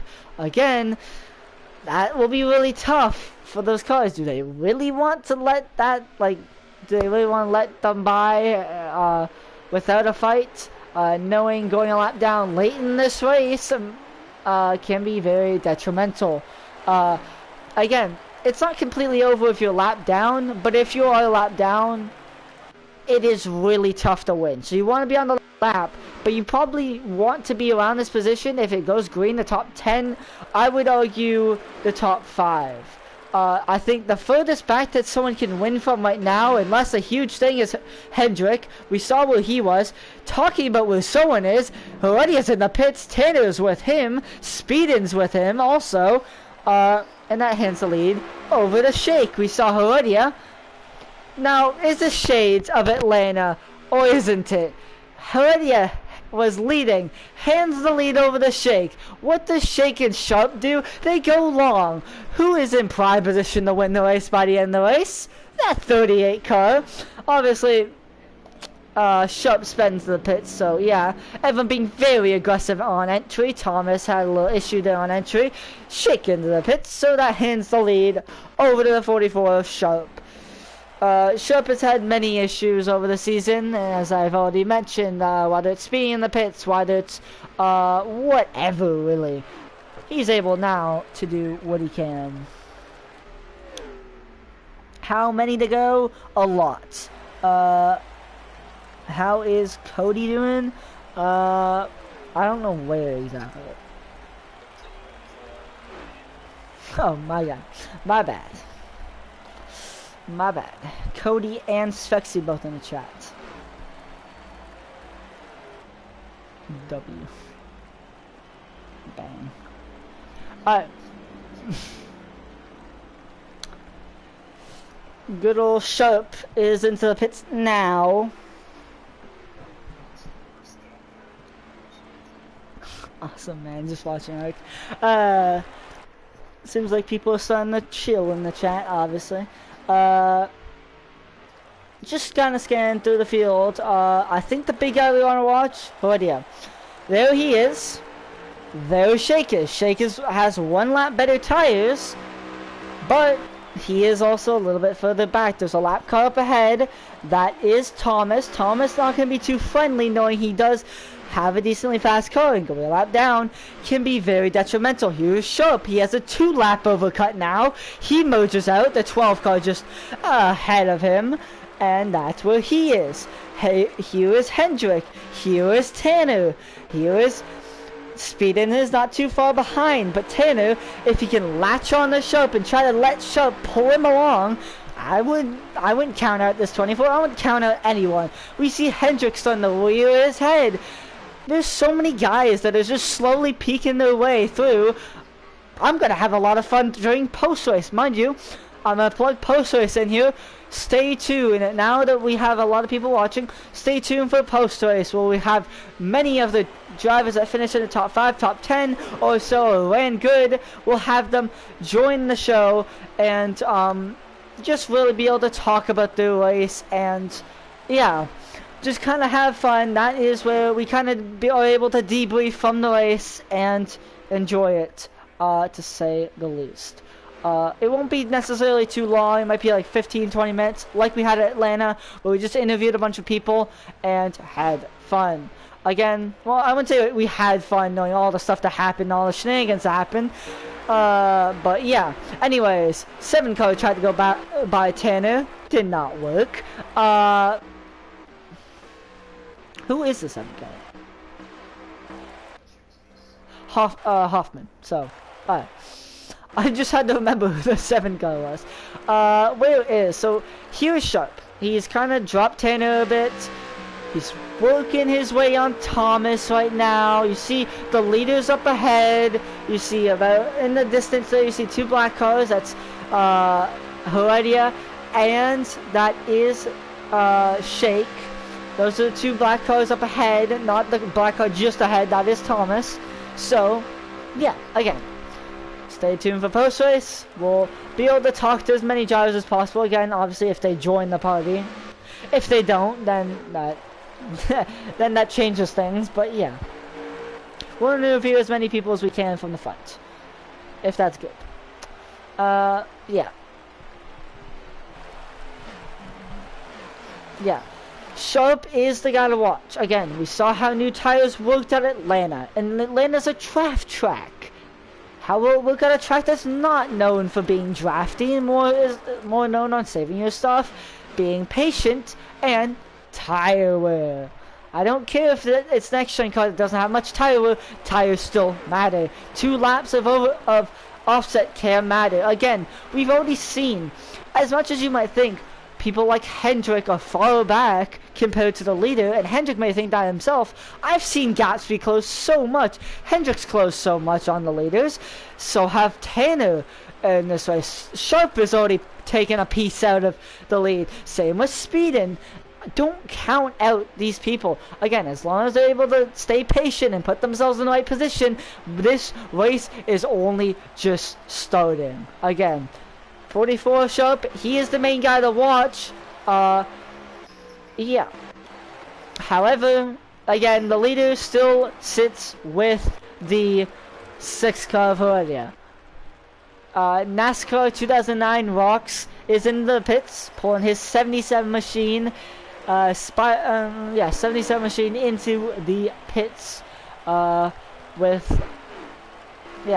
Shake, with the 1 lap overcut, has gained a tiny bit, but more of these two are just kind of chilling. Shake is in a position I would like to get closer if I were him, but he's in a solid position, just enough to probably get a whiff of the draft.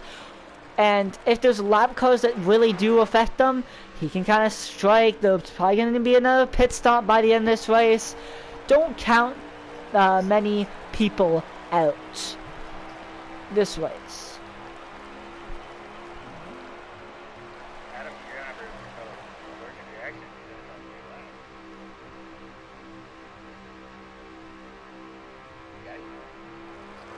I'm trying to get how many laps are to go. Like 40 something. I think it was 48. I could not give you an exact number though. But yeah, we have so far many down, and this is the point in the race where as much as it may seem boring, and it may seem, oh man, why are we, like, this is so boring, I'm gonna fall asleep watching this. Are you really though? We have guys like Hendrick who have made huge comebacks just over this run. We have Sikkim, who's had many issues but got himself sorted. He's right behind Hendrick. How about Speedin, who's been a kind of a player, and I just saw in the distance the Loves car of Mason, who led earlier but had a couple issues, got himself put back, and they're there. So in reality, this race is still wide open. We see Tanner up ahead in the Exalta 24. We see let's see, I'm trying to see, Shake obviously is right there on the back bumper. Sharp has 2 lap faster tires than our leader Heredia. We will see him over there. He's that other black car just up in the just at the top of the frame.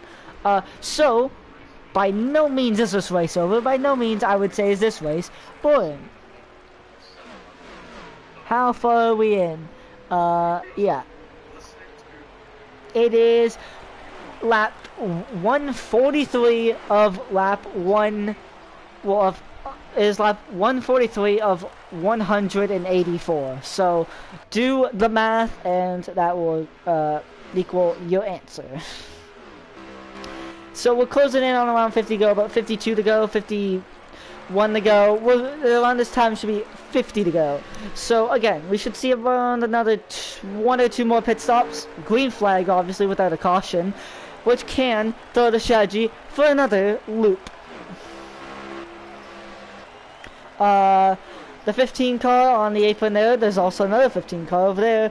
Caution is out on the speedway. Caution is out with about 50 to go.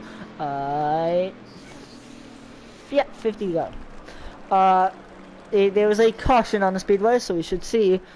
Again, the race was going to be interesting, but this just throws it for another turn. If this race couldn't get more wild than it is, we have a caution in the latter stages of the race.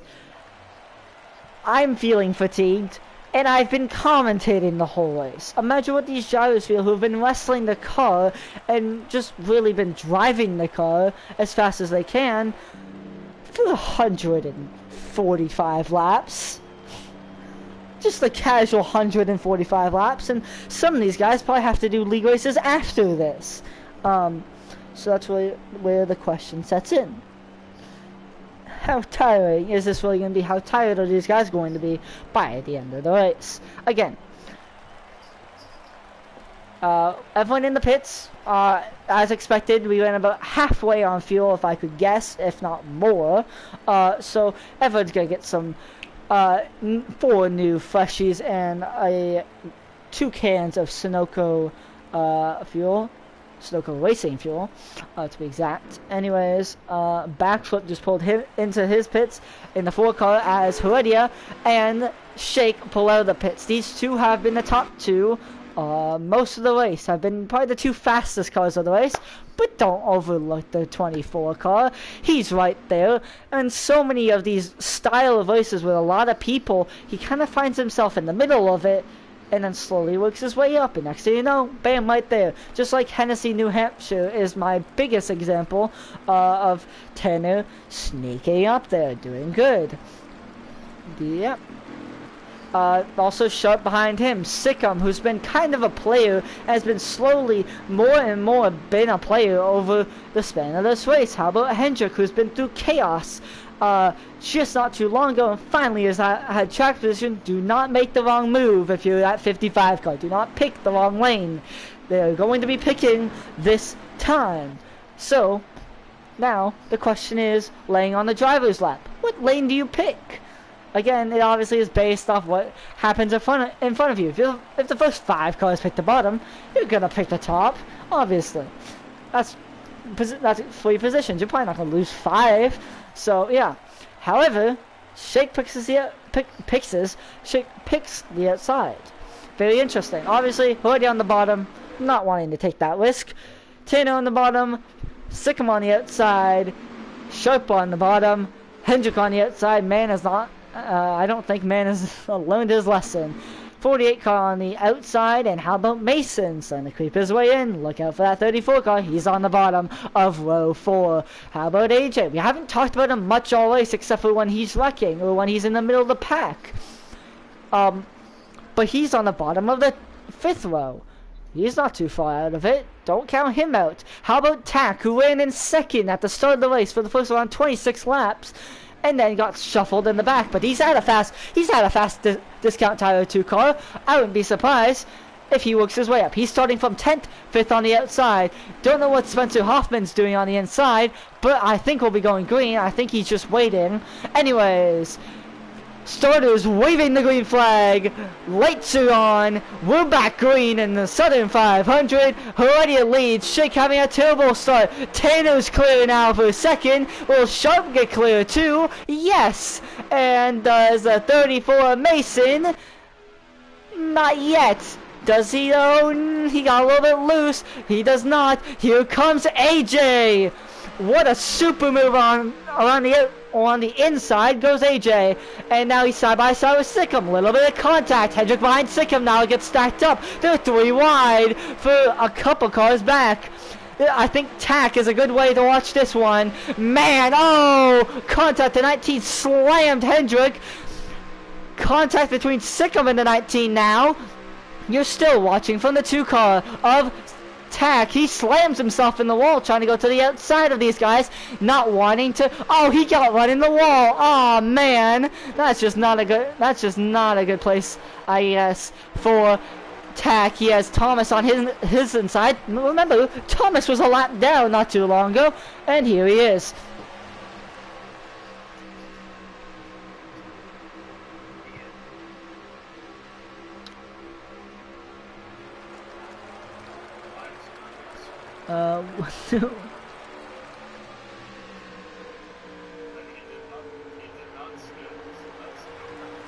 Wonder who had a good on that 22 car at race. Yep. 7 cars out of gas. Oh wait, out. Yes, man, I love watching the chat. it's funny. Even I don't care if it's people I know. It's funny. Hendrick now, who's kind of chilling. He's up here. He's watching the front 6 cars go at it, and that's kind of what Hendrick's been doing a lot of the second half of the race. He's not had the lightning fast pace that he had in the first half. But he's really kind of putting himself in a good position, which is not something that Hendrick usually does.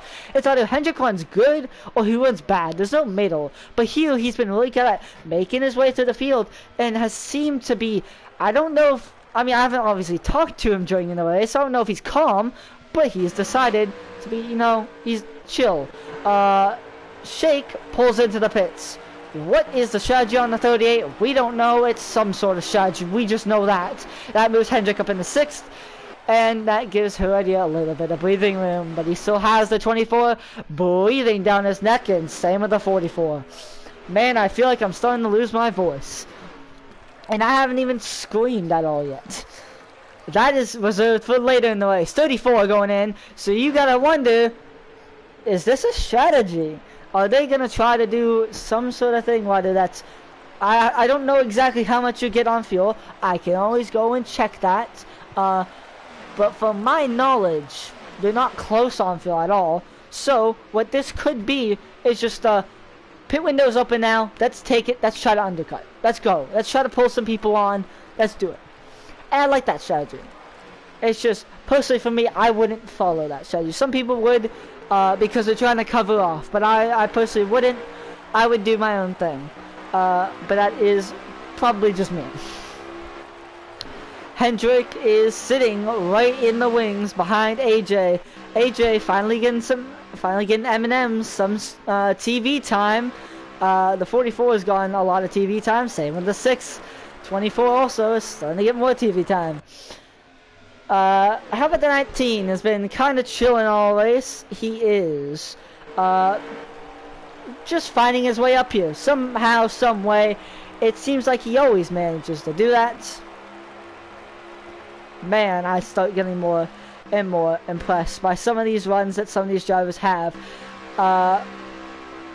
Tanner sits currently in 2nd. Again. Tanner is known for having lag out issues. Tanner did say, I'm pretty sure this was a couple weeks ago, but he said, I'm going to need to win if I want to even do anything this season, because I've lagged out of so many races. He had a terrible run at Daytona. He lagged out of Homestead. He lagged out of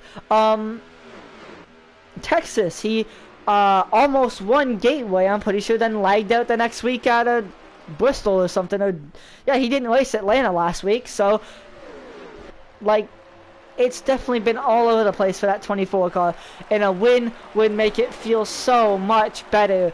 But Heredia is wanting the win also, and I think everyone here wants to win. Who doesn't? We have AJ, hasn't won yet this season. Man, he wants a win. He probably needs a win to boost his confidence up after some of the ways he's been running. How about Sharp, who's had so many issues, kind of like the same as Tanner, but has showed up to more races, just made more mistakes. Oh, how good would a win be for him? So many good drivers having so weird and wacky and different seasons than each other. So there's so many people in different positions. We have good drivers in bad positions. We have bad drivers in good positions. We have good drivers in good positions. We have bad drivers in bad positions. It's really all over the place.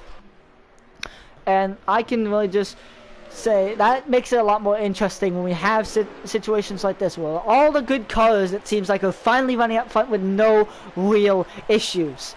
And now it's like, oh, well, technically it's a wild card if some of these guys win, even though in reality, when you think of it, a Sharp win or a Tanner win or an AJ win doesn't seem that much of a wild card. It's like, oh, they won? Cool. Talking about winning, Sharp does want to do that. As I already mentioned, he's making one step closer to winning. But yeah, what is going to be the strategy? We already saw the 34 and 38 pit. What is the strategy, though, with these front guys? What are they going to be doing? How many different strategies come out of this? A lot of questions being asked. More than questions being answered, to say the least. But all these questions will be answered by the end of the race. We're closing in on that. I mean, we're in that final stage of the race, but we're closing in to around the last couple laps or so of the race. Lap 162, so we have about 23 to go in this race. Oh man, are we setting up for a good finish? We are probably gonna see at least one pit stop, at least. Yeah, we're gonna see a pit stop, but when? That is the real answer. Well, that's the real question, actually. When do we see this pit stop? Do we see this pit stop now? Like the 34 and the 38 did, as the 50 car goes a lap down, or do we go longer? Kind of like what these guys are doing, but who goes really long? Who's the last one out of these guys to pit? That guy is the one I want to watch. Obviously, you want to put cameras on the 6 car, and go ahead. He deserves his flowers. He deserves all the cameras being on him. But if there's a guy that is on fresher tires at the end, or is on a different strategy at the end, put cameras on that guy, put an eye on that guy, because he is going to be a threat. I mean, we've seen it on many occasions. Shake almost won Atlanta last week from just going 3-4 laps longer than everyone else. Yeah, he almost lost the draft, but in the end, he was able to just be so much faster than everyone else. It worked. Yes, that's Atlanta. The tire wears a lot more there than any other track on the schedule. But Darlington, I would say, is a close second, but I would say, if I had to argue, it is second. Tires do wear here, maybe not before the field, but they do wear a lot, especially with you slipping and sliding, and this track is just all work. It's a lot of work, and it's very tiring to do for 250 miles. Oh man, I have not done a 250 mile Darlington race in months, and man, I would love to do one. It's amazing. It's fun. But man, is it tiring. Anyways, already trying to get the bump on the 15. It looks like the 51 and the 77 also are there. These lap cars should stay out of the way. 77 goes to the inside, 15 goes to the outside, and 51 pokes it right in the middle. Because poking the bus always seems to work out for lap cars, as he hits the wall and peels off the bottom of the track and then almost comes back up and takes a couple cars with him. What the?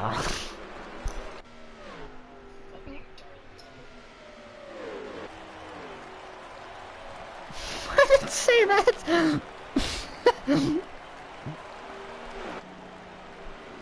That made no sense. I don't know if you guys saw that.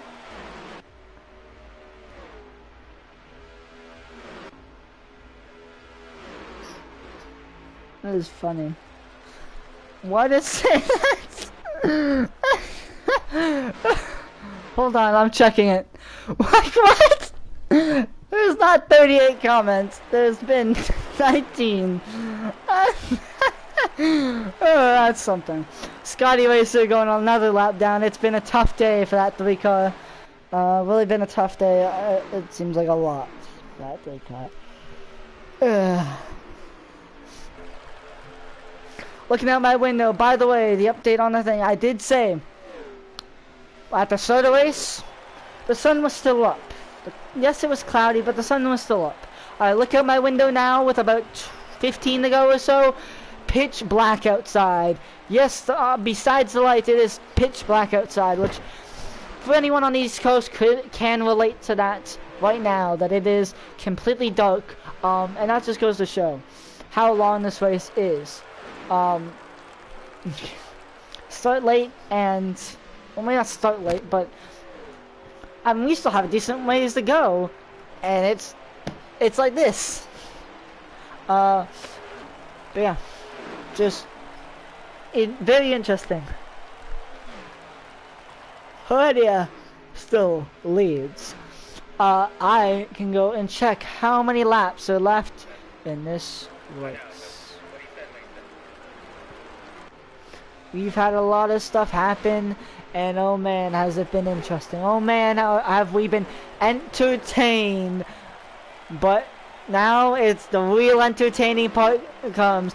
If you are going to make popcorn, if you want to enjoy this race and have the best experience possible for these last couple laps, bring out your popcorn, bring out anything, bring out whatever you can, bring out your chips, bring out your popcorn, bring out your snacks quickly, because time is running out. Time is running out for these drivers to go and, well, take the lead. And for you, it's running out of time for you to go and grab snacks, chips, whatever, in order to enjoy these last couple laps.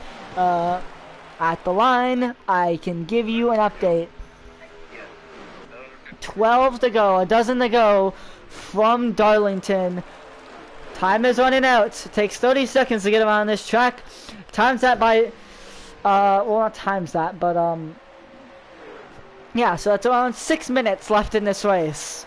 Maybe a little bit more, obviously, with cautions and other stuff. But about 6 minutes left in this race. You have 6 minutes to go and grab stuff.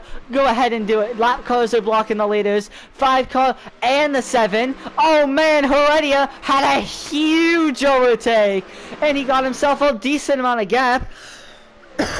Sharp now goes past the 5, but is it too little? Too late. Here we go. Coming off turn 4. We'll come to 11 to go. Time is running out. Time is ticking down. 5.5 minutes to go around till the end of this race. Till the end, till a winner is crowned. Will it be Heredia, who's already catapulted himself into wins, into being a superstar? When we, every single week, when we talk about who's gonna win, we circle that 6 car. Why? Because you see performances like this in a race where even it doesn't feel like he's put on near his best, he still is in position to win this race. But don't count out Sharp. Sharp is really fast, it can be mistake prone. How about Tanner? Tanner is also really fast. Just if you get him track position, he's really good. How about AJ? We haven't seen him much up front all season, but here he is when in the dying laps of this race. He is here ready to capitalize in one of the biggest races of the season. Here we go. 10 to go at the line for Heredia.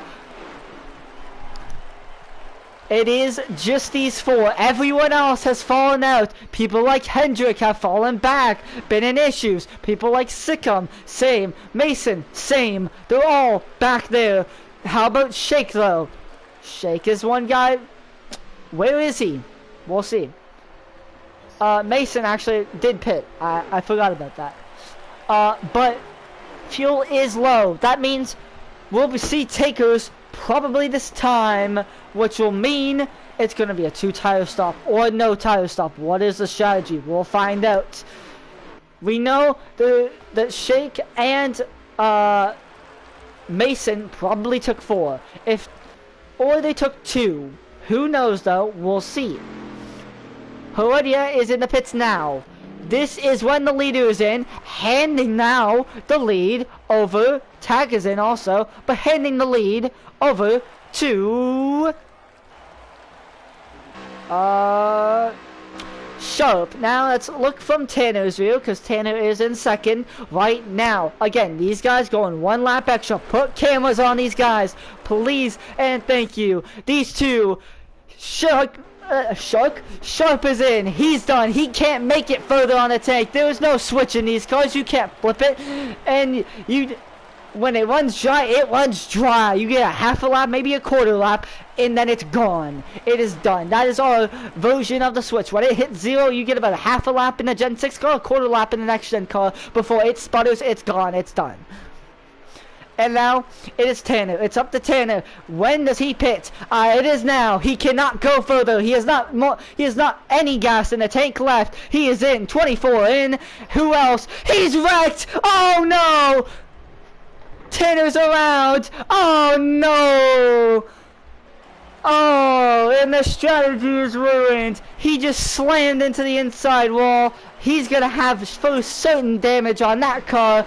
Ah, damn, that's gotta sting. for, yeah, here's Sharp. Yeah, that's going to sting for the 24, but Sharp comes out the leader, I think. Let me fact check that again. No one else has gone far on it. We will see. Tanner is still the leader as of now. When it changes, it is Sharp. You're watching Sharp right now. At the line, I'll give you an update on how many laps to go so we can get an understanding. It is lap 181 now, which means 3 to go at the line for Sharp, 3 to go for Shake and Heredia and AJ to close in. They're starting the battle. The checkered flag can only get closer from here, and Sharp is just 3 laps away. 3 laps, 4.5 miles to go in Darlington.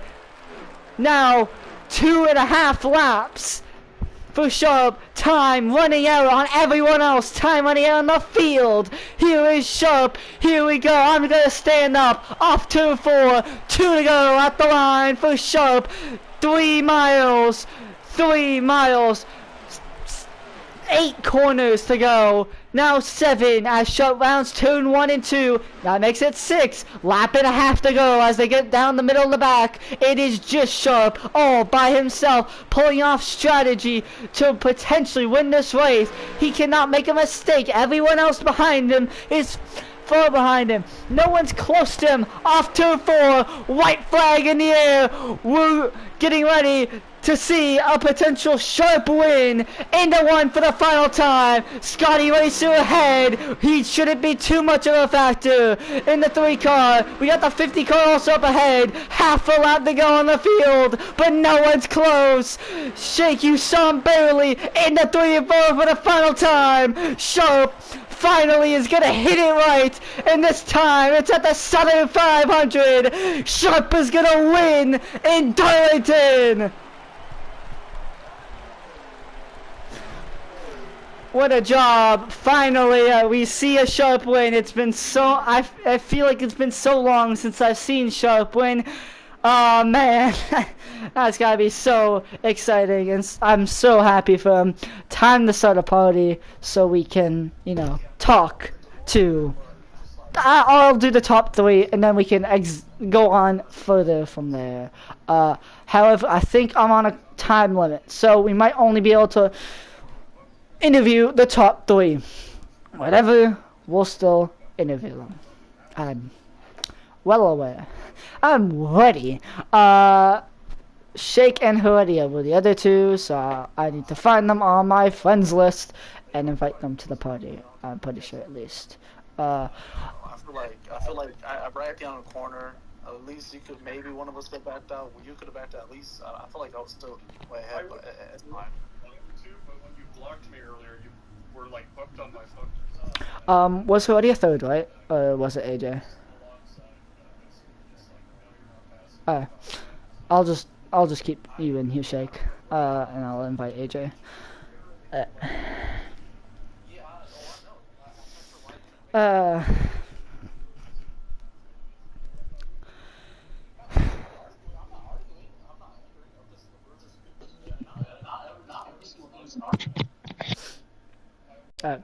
Everyone is here. Make sure all your voice shares are on so we can do this.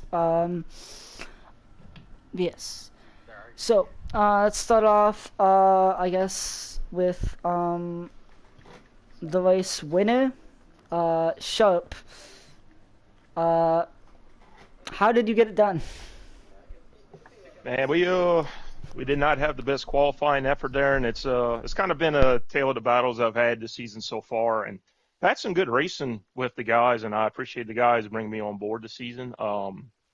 But Darlington's been a good track for me, and I knew if I just stayed patient at the beginning of the race, you know, I could slowly start making some moves. The strategies were kind of varying in stage 1, but we worked ourselves up to a respectable finish.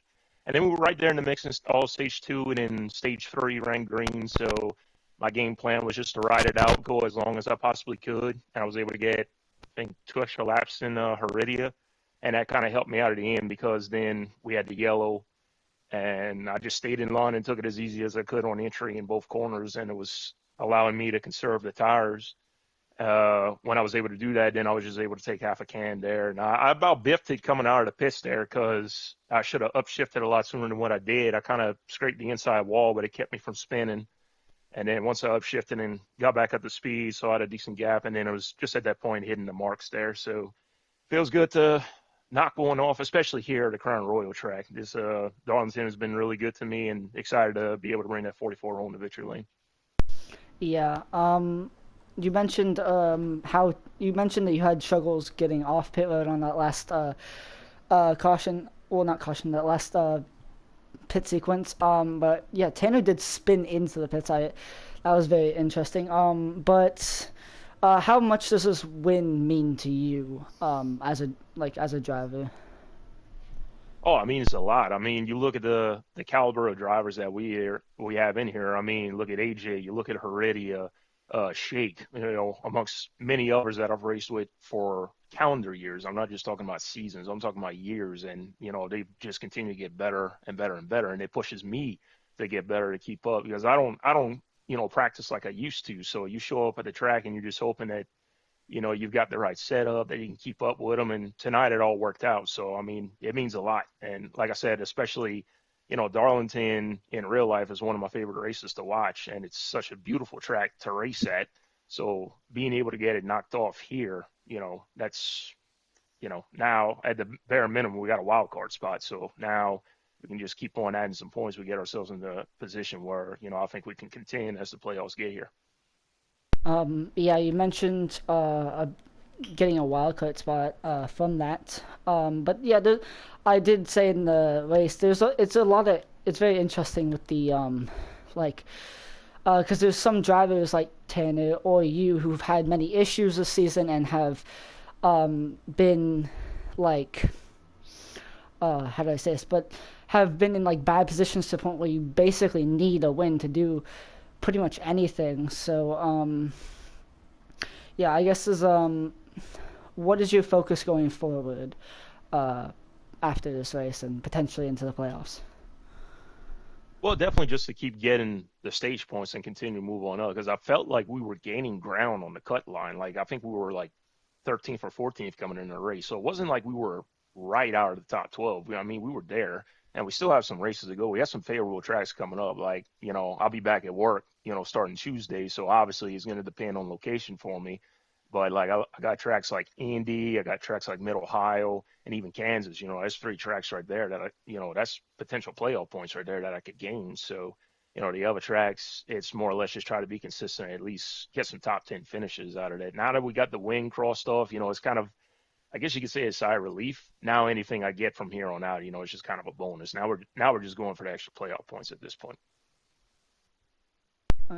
Yep. Thank you for your time, Sharp. I'll be excited to see if you can capitalize on this and potentially get a couple more wins before the playoffs starts. Anyways, let's move on to our second place driver. If I'm correct, it is AJ.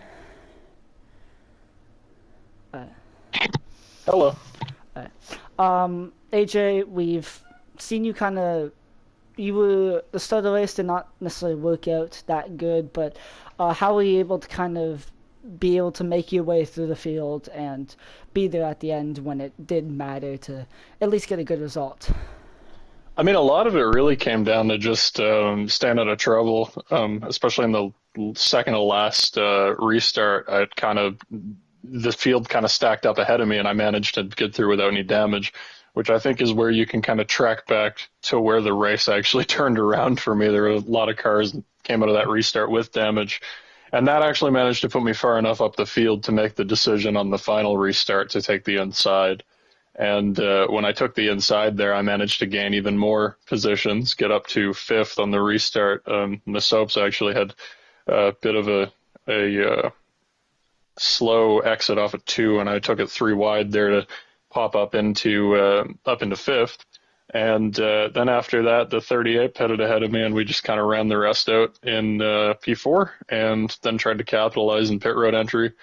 Really, it was just I hate to give you the bland answer of it was just down to execution, but it really was just just down to executing.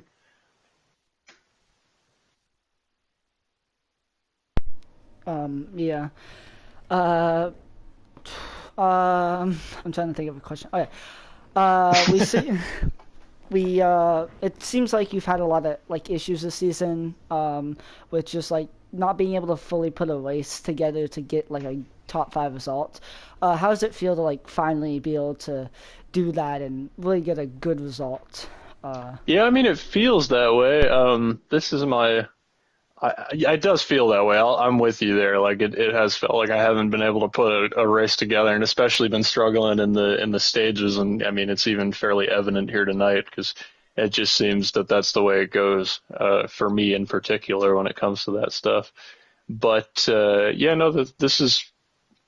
I mean, we still haven't finished out of the top 10 this season, so we're keeping the points clean. I was second at Bristol, and then third the next week, then fourth at Atlanta. So we're on 4 straight top 5s, and still managing to keep the top 10 streak alive. And we're 8 races in, not worse than 9th yet. I'll take that any day of the week. I feel pretty good about that. So, but yeah, it really. To actually manage to come away with a P2, I'll call that a success because this was the first race where it's actually felt like I was in contention for the victory at the end. So that was a big change from the rest of the season. I have one more question. Sharp mentioned obviously his what he did for his strategy. Just can you walk me through like what your strategy was in that last stage, well not stage, but that last run, in order to get into the position they were? Well, evidently Sharp executed the plan a little bit better than me because I did not think tires were making it to the end regardless, and so I took 2. Heredia took 2, but the plan was go as long as you can, so that if a yellow came out, and we had a fair amount of yellows in that race. I think there were 7 or 8. Early, but then kind of trailed off at the end. But you still don't want to put yourself into a position where you can go a lap down if a yellow comes out and then have to wave around and then you sit on old tires the rest of the race, right? So we tried to go as long as possible. I feel pretty good about that strategy, like 99 days out of 100. So went long as possible, stick with the guys in front, keep the train up with the draft, and then try and make a move at the end. But yeah, I'll take P2 out of it. Little bit of a scare there on the second to last lap with Heredia when he hit the wall in front of me, and I tried to pop low under him, and he came all the way down the track after the pop, and we tangled. I kind of feel like maybe there was more on the table if that incident wouldn't have happened, but I can't say it cost me 4 seconds to Sharp there. So yeah, all in all, very happy with the result tonight. Thank you for your time, AJ. Thank you for broadcasting, honestly.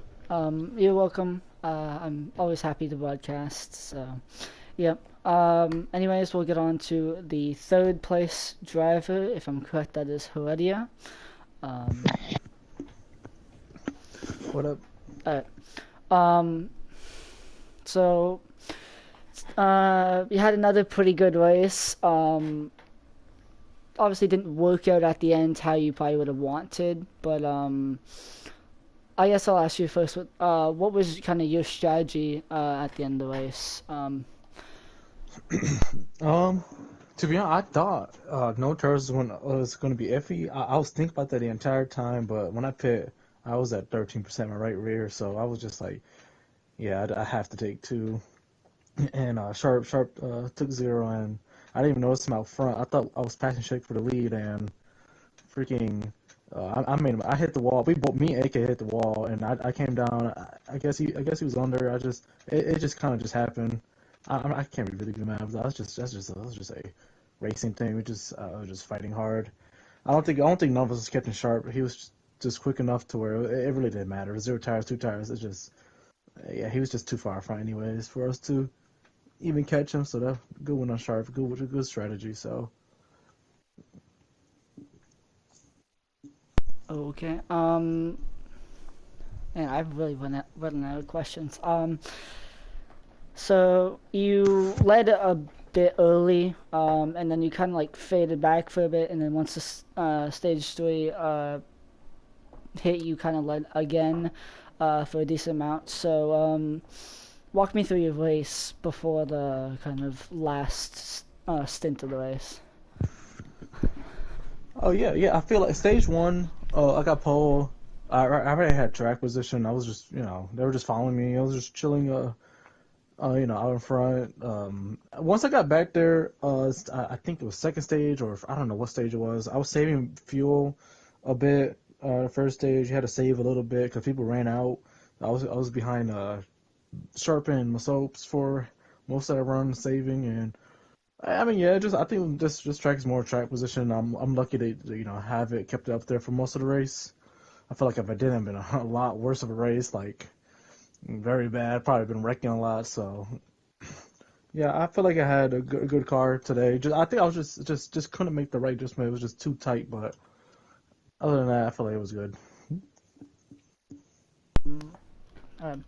I think that is it for all the questions I have for you. So thank you for your time, Heredia, and I'll be interested to see how you do at Talladega next week. Oh, that's gonna be something. On to the 4th place driver of Shake. I wish I finished 4th. Be right back. What position did you get then? Oh, we blew a tire coming out of you blew a tire? 4, and we ended up getting 8th. Oh, 8th. Okay. Let's just say you were 4th. Totally. So obviously the strategy didn't work out fully for you. But I was really interested when you and Mason both pitted early. Obviously you pitted earlier than Mason. What was the kind of thought process with that strategy at the end of the race? Honestly, that was probably the most competitive I felt in a long time in a Heat 5 race, especially against, a very talented lobby. You got people like Heredia and Sharp, and I just felt that if I pit early and got to run some laps by myself, I could put down some really good lap times. I mean, I took no tires. I came out I think 11 seconds ahead of Mason because he took 4. And I mean, I had only ran 4 or 5 laps before that, so I just figured there was no way that a 4-lap advantage was going to gain them 12 seconds. So I thought I put myself in a really good spot, but I think had I just stayed out and ran with Sharp in them and then took none at the end, I would have been in a better spot because I really burned up my right rear. Racing by myself, I wasn't lifting early like everybody else was when they're following somebody. So I just put a little bit too much on the right rear. We needed about 200 more yards out of it, but we didn't get it. And could have had a second place finish, but ended up 8th. But again, just frustrating being there at the very end and something happening. But this time it was my doing, so I guess I can't be too upset. Yeah. You ultimately had a pretty good race. You were one of the only cars that I felt like could actually drive your way through the field. You got challenged a couple of times earlier in the race on driving your way through the field. So kind of explain to me how that was, just kind of having to work your way back up knowing you have a fast car and trying to avoid all the chaos that happens in the middle of the pack. It was frustrating. Stage 1, we restarted 3rd behind Heredia, and I hit the gas too early, and I got into his bumper, and I got front end damage, and it just drove like a tank. So I had to pit. I put 4 on it, repaired the damage. I came out 13th, and was able to just drive my way back through the field, and I actually caught the leaders. But at that point, Mason was a little loose. He got loose off of 2, killed me into the inside wall. Went all the way back to 18th to start stage 2. Again, I kind of just, the way I looked at it was, and I don't want this to come off conceited or anything when I say this, I felt like I was better than a lot of people I was racing, and I think a couple of them knew that, so I kind of just pump faked them almost into mistakes. I would act like I was going to dive it in, and they would just overdrive the corner, and I was just able to get under them. So kind of just making people think that I was going to be aggressive when I wasn't too aggressive, and it just really worked out for me. But Yeah, I don't think I've ever passed that many people at Darlington before. A track that's very hard to pass at, but I felt like I just kept going to the back, going to the front, going to the back, going to the front. Yeah, I remember I was watching like a battle for like 15th or something. I remember seeing your car slow on the apron. I was confused why, but I guess that answered my kind of question there. Trying to think of something else. Before that last caution, how did you feel in your opportunity to win? Oh, I thought I had the race in the bag. I really did. If that thing would have stayed green, I was extremely confident that I was going to win that race. I mean, it was only a lap fresher tires, but that means a lot at Darlington. And I mean, Sharp was on a lap fresher tires than me, but he kind of got held back in lap traffic. And then once that happened, I was already connected with Heredia, and I was just going to push him for the rest of that run until we had to pit again. And I was going to try and stay out one extra lap and have 2 lap fresher tires for that last run at the end. And I really thought I had him.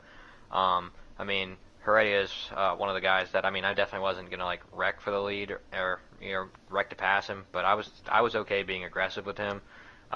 He's one of those guys that he wins enough. Like I feel like I can give him a bump and run, and he can get mad at me for a day or two, but he'd get over it. And I mean, we've always worked well together, and that's kind of what we were doing there, was just working together. But yeah, I was in such a good spot before that caution came out, and it just kind of flipped everything upside down, and then I just, like I said, went for a Hail Mary with the early pit. It almost worked out for me, but it didn't.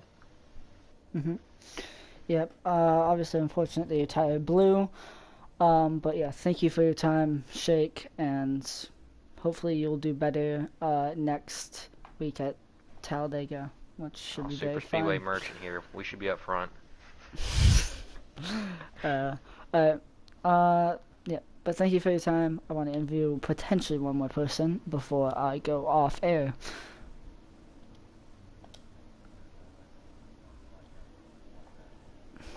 Yep. Thank you for that. Where is him? I don't even think I have him funded. That is fun.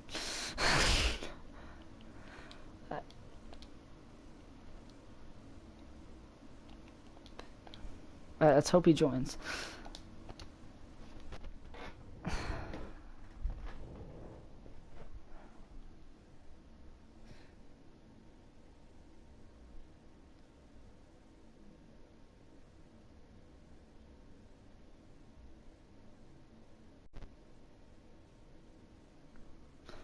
Whoa.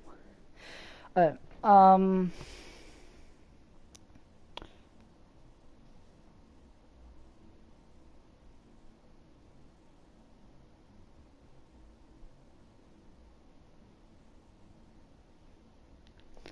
Alright.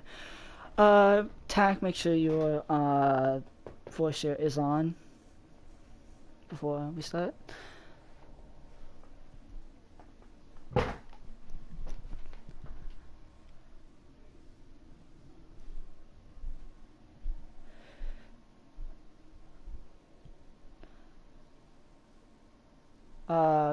It should be in the party settings. I can check 1 second. Let's see.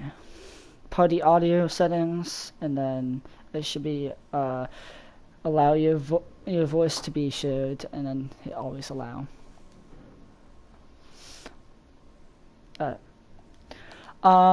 Tack, obviously, I've been watching your streams because you would send me them for lap counts and that stuff, which I thank you for. So that allows me to even be half as good as I can be. But today I wanted to interview you because you had a really good race to start off. You were running in second, and I was really proud for you. Obviously, it didn't go how you would have wanted, but it looked like you had a really fast car. So just kind of, how did you feel that race? I had mixed emotions. I was really had I qualified third, but when that first caution came out, I was hoping all the leaders would come to pit. I made the wrong choice. I should have stayed out with them, and then eventually throughout the race, it was so hard to get back to the front. But I'm just glad I survived and at least got close to a top 10. But I finished P11. But yeah, that track's tricky to pass. Yeah, it was very fun to see you up front. And it was very fun. You and Shake did seem like you guys could work your way through the field. It just obviously, Shake obviously did better because you kind of got caught up. There's so many times where I would see you almost get clear and then someone would get to you inside and you end up hitting the wall or something. Obviously very tricky, but kind of, I didn't see you much that last stage, so kind of walk me through your last stage, I guess. Yeah, last stage, I was doing my best just to work my way up through traffic. Obviously, when they're too wide in front of you, you got nowhere to go, so I had to buy my time, but I was starting to lose my patience just a little bit, but, you know, again, it's not easy to pass here, but, I bide my time, and I was able to take 4 in that final, pit stop and just get around myself well. And I apologize to myself because I didn't mean to wreck them, but yeah, it is what it is. Mm-hmm.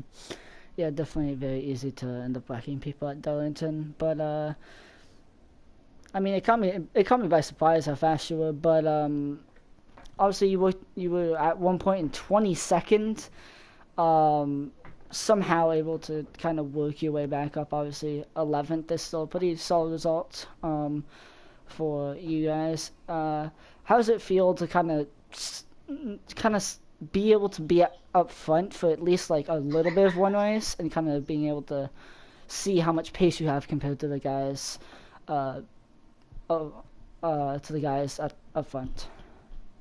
I mean, it feels really nice to be up toward the front, to get a chance to at least stay with Heredia for a while. It felt nice. I've had my moments, and I'm hoping to do that more often because I know got a couple of good tracks coming up. So yeah, we'll see what we can do. But I know Talladega's next, but anyone can win that. But Yeah. you never know. Yeah. I'm pretty sure that's all the questions I have. Obviously, I haven't really been able to say this to you because I haven't talked to you yet, but congratulations on the Wingstop Daytona 500. I know that happened on Saturday. Yeah, that was very cool. But yeah, thank you for your time also. I'm hoping to potentially see you running up front over the next couple weeks. I'll still be, as long as you keep sending me your streams before the races, I'll be able to use them as lap counters and that stuff. But yeah, thank you for your time, and thank you guys also watching for tuning into the stream. We'll see you guys next week at Talladega for NASCAR. Obviously, there's still other stuff, other forms of racing throughout the week that you can always tune into pretty much every day. So yeah, go and watch those, and then come back here for Talladega next week, where we'll see a lot of chaos, arguably more than here at Darlington. So goodbye from me and Darlington, and we'll welcome you to Talladega next week.